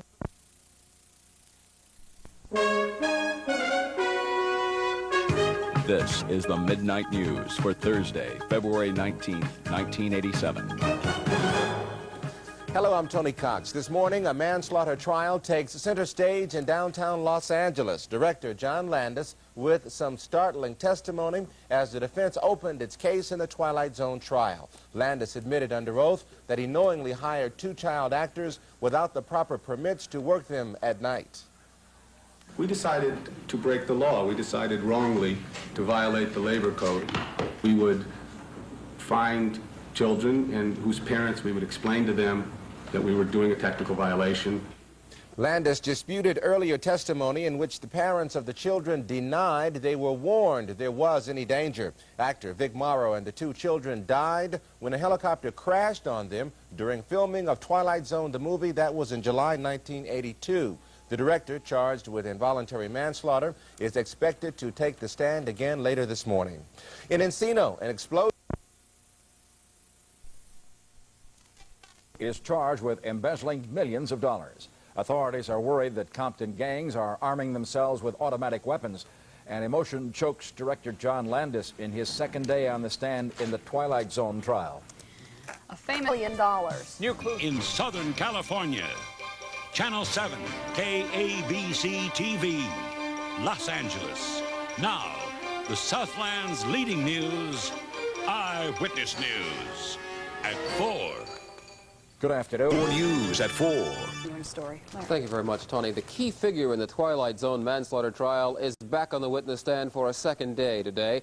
Paul Dandridge is standing by at the downtown courthouse with a live report on the testimony of John Landis. Paul. Larry, an emotionally charged morning and afternoon here at the Twilight Zone trial. Landis continues, as you said, on the second day of the stand, testifying. At one point this morning, he broke down on the stand, cried, as his attorney, Jim Neal, took him to that moment that he has not talked about publicly in 4.5 years, when Vic Morrow, Mika Lee, and Renee Chen were killed in the tragic accident at Indian Dunes, Twilight Zone, the movie.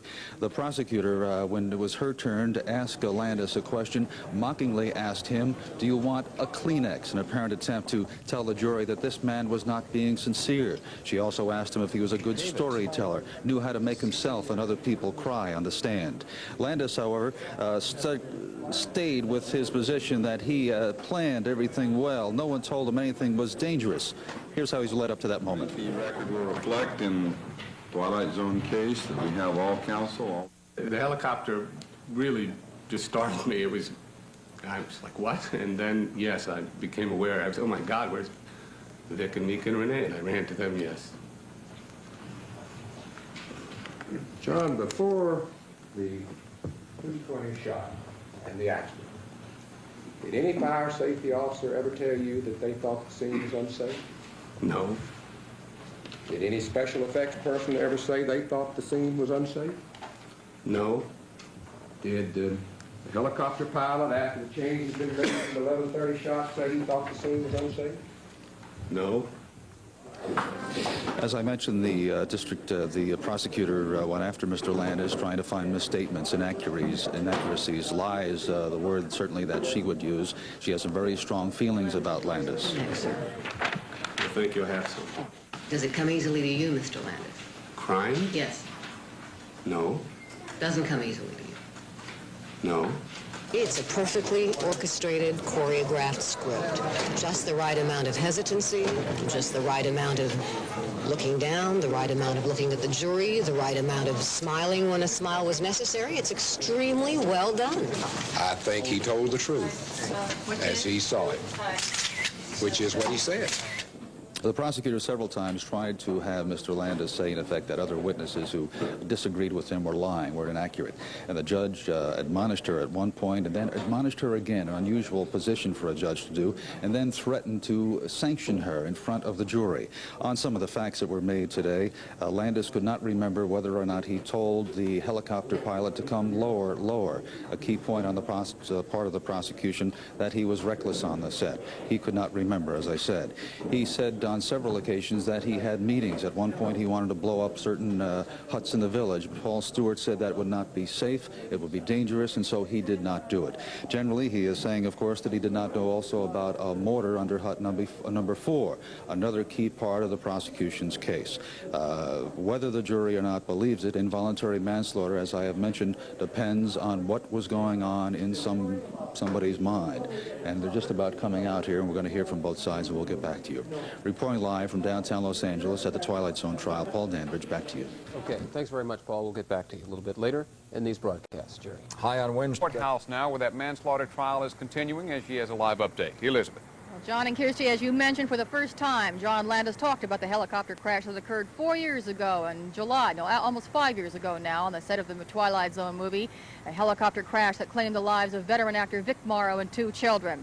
Yesterday, Landis admitted that he illegally hired the 2 children, but today on the witness stand, he said the tragic events that followed were not foreseeable.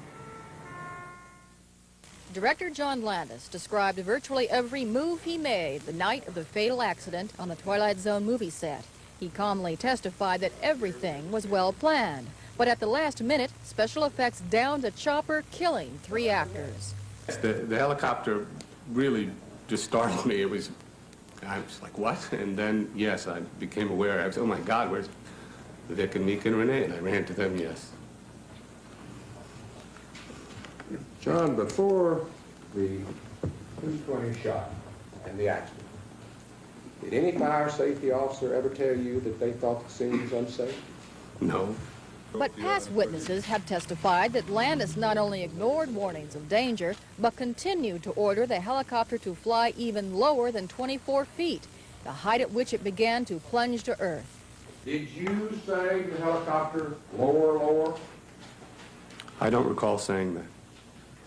I don't know if I said it or not, but I have no recollection of saying it. At one point, Landis appeared to be close to tears, but the prosecutor insisted he not only faked that scene, but most of his testimony as well. It's extremely well done. I frankly wish I had an Oscar that I could give him for his performance. I thought he did everything in the world not to show emotion. The day was not without a visit from celebrities. Dan Aykroyd was here today. He said it was his second appearance here during the 6-month trial and said he was here to support Landis. Aykroyd joined dozens of Landis's friends and family members who packed the courtroom today on this, the first day of the prosecution's cross-examination, a process that could take many more days to complete. And as usual, Landis, who was accused of involuntary manslaughter, refused to answer any questions from the reporters today. Live from the criminal courthouse, Elizabeth Anderson, Channel 4 News. Okay, let's witness stand in the Twilight Zone trial. Zone case, and we'll have a live report today. Landis, an emotional day on the witness stand for the Twilight Zone director. Good evening, everybody. It is now the 5 o'clock hour.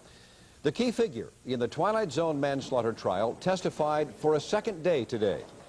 For the first time, movie director John Landis is talking publicly about the 1982 on-set accident that killed actor Vic Morrow and 2 children.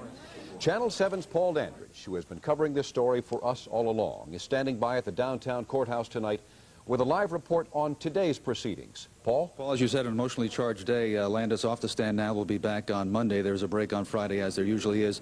Landis started crying as his attorney Jim Neal took him to that moment at 2:20 a.m. on July 23rd, 1982, when Mika Lee, Renee Chen, and Vic Morrow Morrow were killed. He was telling me that he was trying to hold back the tears, but finally they came out. The first time, as you said, that he has talked about this publicly on the stand yesterday, back again today. The prosecutor started her cross-examination today, and she tried to shake any credibility on the part of Landis, and at first asked him a question that tried to indicate that he was not being sincere. Mr. Landis, would you like some Kleenex, sir? I think you'll have some. Does it come easily to you, Mr. Landis? Crime? Yes. No. Doesn't come easily to you. No. The prosecutor also asked Landis if he was a good storyteller, if he was an actor. There were other questions that came up. Landis talking about a group of people who said that they were experts as helicopter pilots. I think it's very easy after an accident to make pronouncements about how things should or should not be done. I think it's simple in hindsight to make vast and broad statements that ultimately are self-serving and put yourself in a good light. It's a perfectly orchestrated, choreographed script. Just the right amount of hesitancy, just the right amount of looking down, the right amount of looking at the jury, the right amount of smiling when a smile was necessary. It's extremely well done. I frankly wish I had an Oscar that I could give him for his performance. I think he told the truth as he saw it, which is what he said. If there was ever a time when you could say you could cut the tension in the courtroom with a knife, this was it. There is no law of laws between Lady Agostino and John Landis, and you could feel that in the courtroom. The prosecutor trying to go after Mr. Landis, trying to show some misstatements, some misfacts, trying to show, I think, a word that she would use, lies on his part. He would say, in many cases, that people who have testified before did not say that, or that he was never told that the scene upcoming was dangerous. And, of course, the prosecutor is trying to make that point, has made that point with her different witnesses. He is back on the stand, as I said on Monday. One other point, of course, that came up, he did not remember saying lower, lower, an important part of the case for the prosecutor, had no recollection of that. There was a casting sheet that came in. It said that we were going to hire 2 children on a certain night, and he did not remember talking to the casting director, who said at one point in her testimony, I think this sounds kind of dangerous. Landis said she never said that. It continues on Monday. Reporting live from downtown Los Angeles, Paul Dandridge, back to you. Thank you, Paul, very much. There are more. Witness News at 6. He watched a damaged helicopter fall and kill 3 people while he was directing a scene in the movie Twilight Zone. But in his second day of testimony, Landis insisted that nobody warned him the scene might be dangerous. Elizabeth Anderson has more. Director John Landis described virtually every move he made the night of the fatal accident on the Twilight Zone movie set. He calmly testified that everything was well planned, but at the last minute, special effects downed a chopper, killing 3 actors. I watched Vic carrying Mika and Renee, and I watched them struggling across the river, and I saw Vic fall where we discussed he would fall, and then the helicopter crashed in front of me. The helicopter really just startled me. I was like, what? And then, yes, I became aware. I was, oh my God, where's Vic and Mika and Renee? And I ran to them, yes. Did any fire safety officer ever tell you that they thought the scene was unsafe? No. But past witnesses have testified that Landis not only ignored warnings of danger, but continued to order the helicopter to fly even lower than 24 feet, the height at which it began to plunge to earth. Did you say to the helicopter, lower, lower? I don't recall saying that. But several witnesses for the prosecution have already testified that they distinctly remember Landis saying that. At one point, Landis appeared to be on the verge of tears, but the prosecutor said it was only a carefully staged performance, one deserving of an Oscar. This is only the first day. Patty Ecker, Channel 2. The most outrageous. How deep is the love between Liz Taylor and George Hamilton? Who do you think is Hollywood's sexiest man? Is Geraldo Rivera's best salesman? Will Mel Brooks' new movie be a smash? Entertainment Tonight tees off for Thursday, February 19th, 1987. That's interesting. No, it's not. Cut!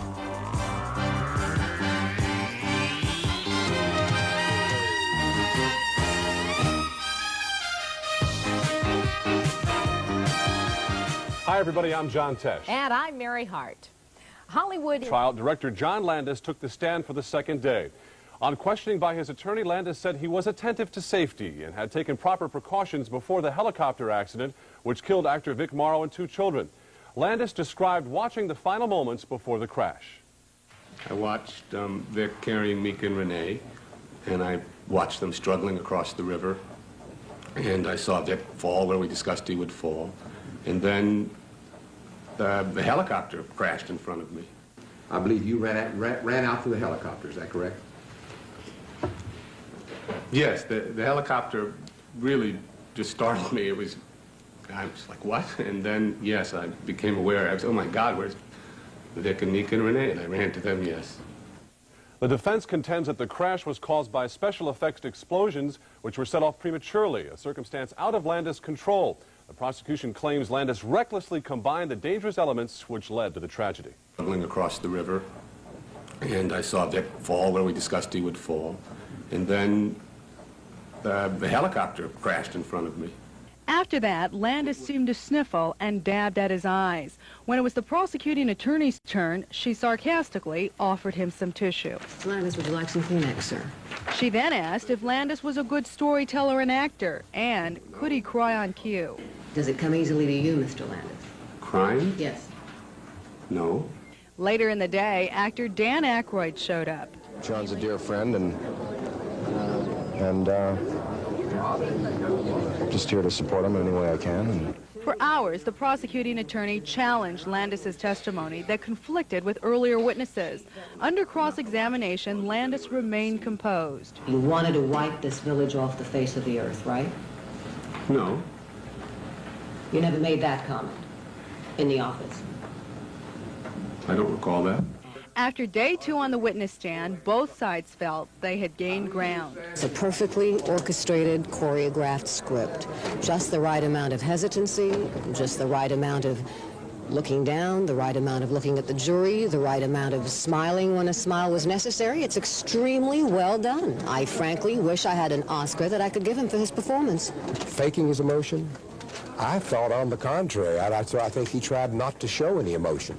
The prosecuting attorney says she plans to cross-examine Landis for about another hour, and she intends to punch holes through what she describes as a very well-rehearsed, well-coached piece of storytelling. From the criminal courts building, Gina Liu, Channel 11 News. A big bank scandal is unfolding. Final moments today as director John Landis underwent more intense cross-examination at the Twilight Zone trial. In his 3rd day on the stand, Landis broke down and wept when the prosecutor asked him how many times he'd seen film of that accident. It's very hard for me to watch. I'm sorry. Your Honor, would you like some Kleenex, sir? No, thank you. Landis, charged with manslaughter in the deaths of actor Vic Morrow and 2 children, is expected to finish his testimony tomorrow. Now let's go to Larry Carroll at the live action camera. Claire. Thank you very much, Tony. An emotional day in the courtroom today where film director John Landis is standing trial for manslaughter in connection with the deaths of Vic Morrow and 2 children in connection with the filming of The Twilight Zone. He was under cross-examination today, and Paul Dandridge was there. He's with us now. Paul? As you said, a very emotional day in the courtroom. Landis breaking down again when the prosecutor relentlessly went after him, trying to break his story to a certain extent, comparing it to his testimony over the last 3 days of today and the last couple of weeks. They broke just a short time ago. You can see people coming out of the courtroom and trying to compare what he has testified to most recently to his grand jury testimony, to his comments before the National Transportation Safety Board. Landis becoming emotional when the prosecutor kept talking to him about those moments just before and just after the tragic accident. She was trying to get him to say that he was not telling the truth, perhaps not as accurate as he could be, trying to shake his story in front of the jury. The witness said that he did not remember saying lower, lower, lower, and stayed with his story. In fact, fought back. When you told Vic Morrow to trip, when you had this plan that he would trip, was it also planned that he would drop Renee, or almost drop Renee, or lose his hold on, his grip on Renee? Was that also planned? We did not discuss dropping Renee, and I don't believe he did. Well, you have seen the footage on how many occasions, sir? As often as this jury and twice before that. You only saw it twice before this jury saw it? It's very hard for me to watch. I'm sorry. Your Honor, would you like some Kleenex, sir? No, thank you. The prosecutor asked if Landis was making up the story about Vic Morrow falling and tripping. He said no, and he came close to crying when he talked about the children. What did you tell them that was going to happen? You said you were very specific now, and I'd like to know, what did you tell them at this point? I was standing with Dr. Lee and Mrs. Chen and Mika and Renee there. Excuse me 1 minute. 3 large explosions would go off against the cliff. Strange and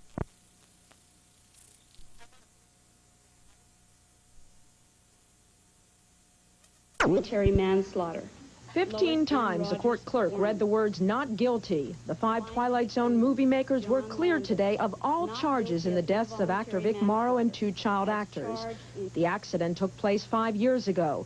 The jury deliberated 9 days after sitting through 10 months of testimony in one of Hollywood's most bitter and highly publicized cases. In our current state of mind, stating that we believe this was all an unforeseeable accident.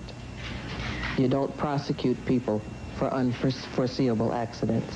For movie director John Landis, it was the end of at least part of his personal ordeal. Almost 5 years ago, an accident happened on the set of one of my films that killed 3 people, and that none of this changes that. It's a terrible moment in my life, in our lives, in many people's lives. For Twilight Zone prosecutor Leah DeAgostino, it was a stunning defeat. I'm very unhappy with the result, but there's no question in my mind and in the mind of just about everyone I've spoken with in Hollywood believes that these defendants acted recklessly. DeAgostino, who lived up to her reputation as a dragon lady, presented more than 70 witnesses in her effort to prove the movie makers blatantly disregarded safety on the set to make a more exciting film. I can conceive of no case which would show even more aggravated acts of recklessness than this case. 53-year-old actor Vic Morrow and the 2 children were decapitated by a helicopter during the filming of a Vietnam War scene. The chopper had crashed after a special effects explosion went awry. Since the accident, most of the attention has been on director Landis, but there were 4 other men on trial. Unit production manager Dan Allingham, helicopter pilot Dorsey Wingo, special effects coordinator Paul Stewart, and associate producer George Folsey Jr. We know we didn't do anything wrong. We'll never recover from the fact that we were making a movie and 3 people got killed. Landis walks away a free man, but he still faces a civil suit filed by the parents of the child actors, and he must go before the Directors Guild to defend his actions. John Landis was the first movie director to stand trial for a death on his set, and his acquittal has undoubtedly sent a collective sigh of relief within Hollywood. Nevertheless, in the 5 years since this tragic accident occurred, steps have been taken throughout the industry to make sure something like this never happens again. In Los Angeles, this is Andrea Kaiser reporting. Los Angeles. Now, the Southland's leading news, Eyewitness News at 11. The Twilight Zone verdicts. John Landis and 4 other movie makers are found not guilty of manslaughter. Good evening, everyone. It's now the 11 o'clock hour. It's been nearly 5 years since actor Vic Morrow and 2 children died in one of the worst on-set accidents in movie history. Today, 5 defendants charged with involuntary manslaughter faced their verdicts after a 10-month trial, and our reporter Paul Dandridge was there. Paul. Gene, the verdict was swift. The jury voting just once found all 5 defendants not guilty. Jurors and defendants hugging each other after the verdict. A long ordeal for 5 men, what some had wrongly called Hollywood on trial, over. A prosecutor certainly devastated. Opening statements were September 3rd last year. It ended this way. Title of court and cause. We, the jury, in the above entitled action, find the defendant, John Landis, not guilty of involuntary manslaughter, as charged in count 1 of the amended information. I'm shocked. I'm appalled. I'm disappointed because I believe that the conduct clearly was, as I said before, I don't want to sound repetitious, was about as reckless as it can get. Well, it's just a wonderful time, and I wish we could get the jurors close for a minute. I want to kiss at least half of them and hug the rest. We're just astounded, and we're very grateful. I'm very grateful for all of the defendants, and I want to thank my wife for all her wonderful support, and all my friends, and especially the attorneys who spend so much time staying with us and helping us. In an exclusive interview with director John Landis, he told me his thoughts today about the accident and the jury's verdict. You said before that the deaths of Vic Morrow, Mika Lee, and Renee Chen were really not connected to the trial. Well, by not connected, I mean that the trial and our being found not guilty doesn't change the tragedy. It doesn't change the accident. I've learned that the concept of an accident is terrifying to people, and there must be somebody's fault, and as a participant in an accident, being there, I don't see the trial and their deaths the same. And I mean, regardless of the trial, there's still the terrible tragedy. It has changed our lives. We are different. I'm very grateful to the jury that they could see that it was an unforeseeable accident. And I'm happy that it's over for us. Landis, the other 4 men, their lives will never be the same. Neither will the families of Vic Morrow, 7-year-old Mika Lee, 6-year-old Renee Chen. But the jury said this was an accident that no one could have foreseen or have prevented. Gene, Angela. Not guilty all around, right. But this will have an effect, already has had an effect in Hollywood. To the point where directors now are concerned about what they may say in a laughing or kidding manner, that something could happen. Associates can rest easy tonight. After nearly 5 years and an 11-month trial, a jury has found them innocent. Okay, thanks, Paul. In other news, stem from the deaths of actor Vic Morrow and 2 child actors during the film. Let's go one liquor. And for today's verdict, and Phil Schuman is live in West Hollywood now with reactions to today's verdict. Phil? Well, Keith, Hollywood, in effect, was on trial here, so naturally there was relief that Landis and his 4 colleagues were acquitted. But there have been improvements in safety because of the Twilight Zone accident. Earlier tonight, I talked with one of Hollywood's biggest action stars who had this to say about the Twilight Zone verdict. I'd say the case is very complicated, and I guess justice prevails. So. Sly Stallone, as an actor, stuntman, and director, believes the Twilight Zone case has made filmmakers more safety conscious. That was echoed tonight by other industry insiders at places like Spago and Nikki Blair's, though they wouldn't speak on camera. They say they're proud of the 18 safety bulletins issued in the wake of the Twilight Zone accident, bulletins that spell out specific guidelines for shooting potentially dangerous scenes. Mark Locker is a spokesman for the Screen Actors Guild. In 5 years, we've seen the injuries go down from 214 in 1982 to 65 in 1986. One director who knows what John Landis and his colleagues have been going through is Hal Needham. He directed Cannonball Run. In that film, a stunt woman was hurt. She sued Needham and won. He says the Twilight Zone case has had an effect on him. I think it'll make them a little more aware of safety, and I don't think that hurts anything.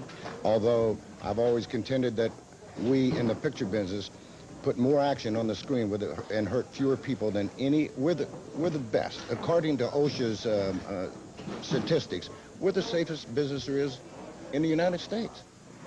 And the belief is now that it is even safer than before. Now, the prosecutor, Leah D'Agostino, said today that she believes that the trial may stop directors in the future from undertaking dangerous scenes. Nobody I spoke with will go that far tonight. But again, they do believe that this has all made them a lot more cautious. Reporting live, Phil Schuman, Channel 4 News in West Hollywood. Keith and Kelly? All right, thanks very much for that report, Phil. Other news tonight, the sailor... At age 70. I think he would be a handsome 70. Community. It involved the first director in Hollywood history to face criminal prosecution. Director John Landis and his associates were charged in the deaths of 3 people during the filming of Twilight Zone, the movie. In court on Friday, they were found not guilty on all counts. We have 2 reports this morning, starting with Channel 11's Tony Valdez. It took 10 months of testimony and 9 days of deliberation, but just 1 vote for the jury to agree on a verdict. We, the jury, in the above entitled action, find the defendant, John Landis, not guilty of involuntary manslaughter. And obviously I'm relieved, but it's been 5 years. It's very difficult right now to sort of have an instantaneous response.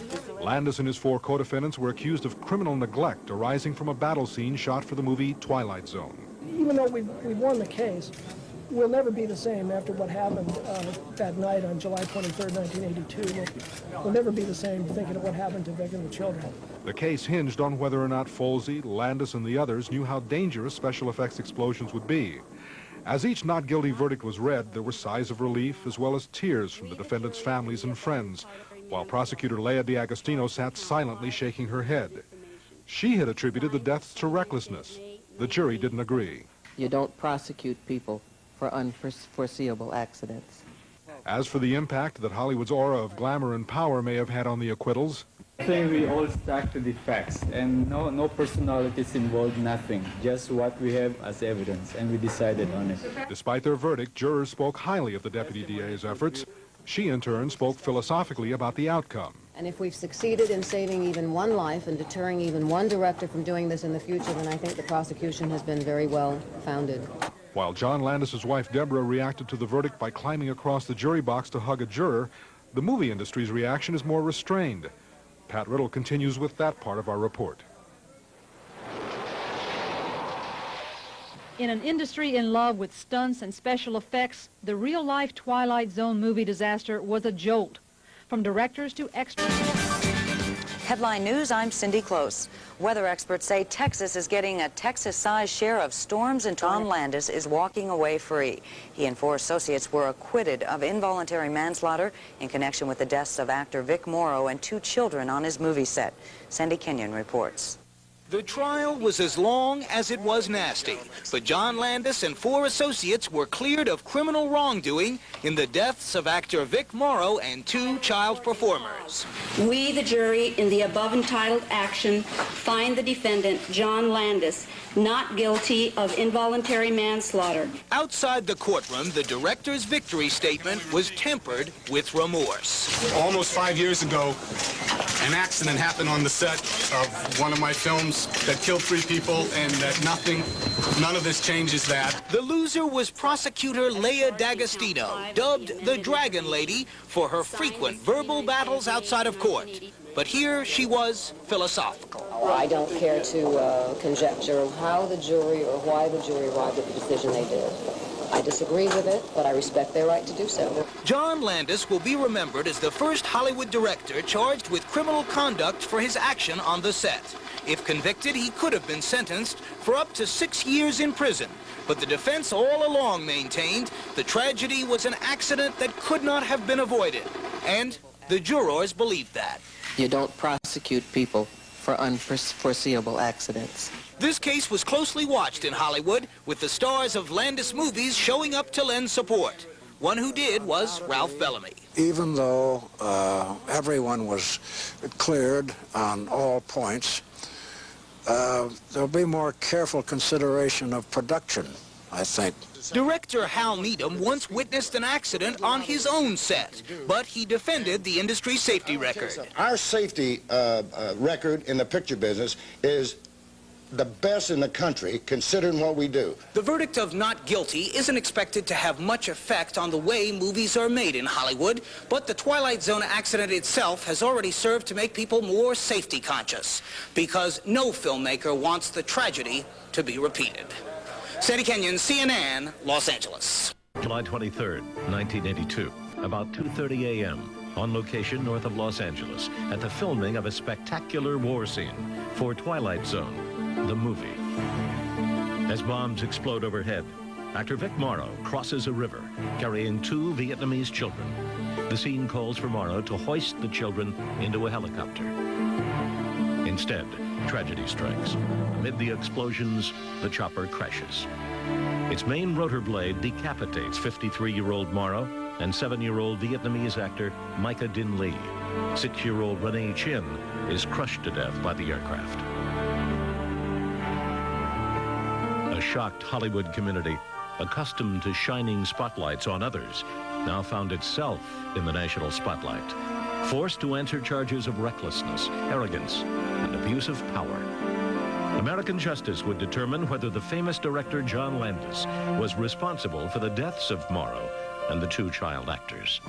As in all celebrity trials, the case gave prosecutors and public officials a chance to make an example of the accused. Among other things, the Twilight Zone filmmakers took heat for their abuse of child labor laws. How 2 children could be working at 2:30 in the morning just blows my mind. Landis, who had forged his reputation with films like The Blues Brothers, Animal House, and Trading Places, became the first Hollywood director to be tried for death on a movie set. He and 4 crew members, associate producer George Folsey, unit production manager Dan Allingham, special effects coordinator Paul Stewart, and helicopter pilot Dorsey Wingo, all faced charges of involuntary manslaughter. They expressed disbelief at being charged. I can think of nothing worse than losing your child. And our hearts go out to the families of Renee Chen and Mika Lee and Vic Morrow. The idea that this could have been anything but an unforeseeable accident is not only wrong, it's bewildering. I was looped into this, and how I feel the district attorneys decided that this is a guy we're going to get in there. I mean, we just want to whittle on him some. He certainly did want to crash his own helicopter, and with the people on board. And also, he could have endangered, that crash could have endangered the entire crew as well. Each of the defendants faced up to 6 years in prison. Their attorneys waged a long campaign to have the charges dropped. At a preliminary hearing in January 1984, Landis and the others entered their pleas. Not guilty. More than 2 years after that, in September 1986, the Twilight Zone case finally went to trial. A trial which, according to prosecutor Leah Perwin D'Agostino, pitted the people of California in an uphill battle against the powerful charisma of Hollywood. It was a very well choreographed courtroom from the standpoint of the defense, managing to have celebrities present there, your Don Amicis, your Ralph Bellamy's, and of course the jury was starstruck. Listen, the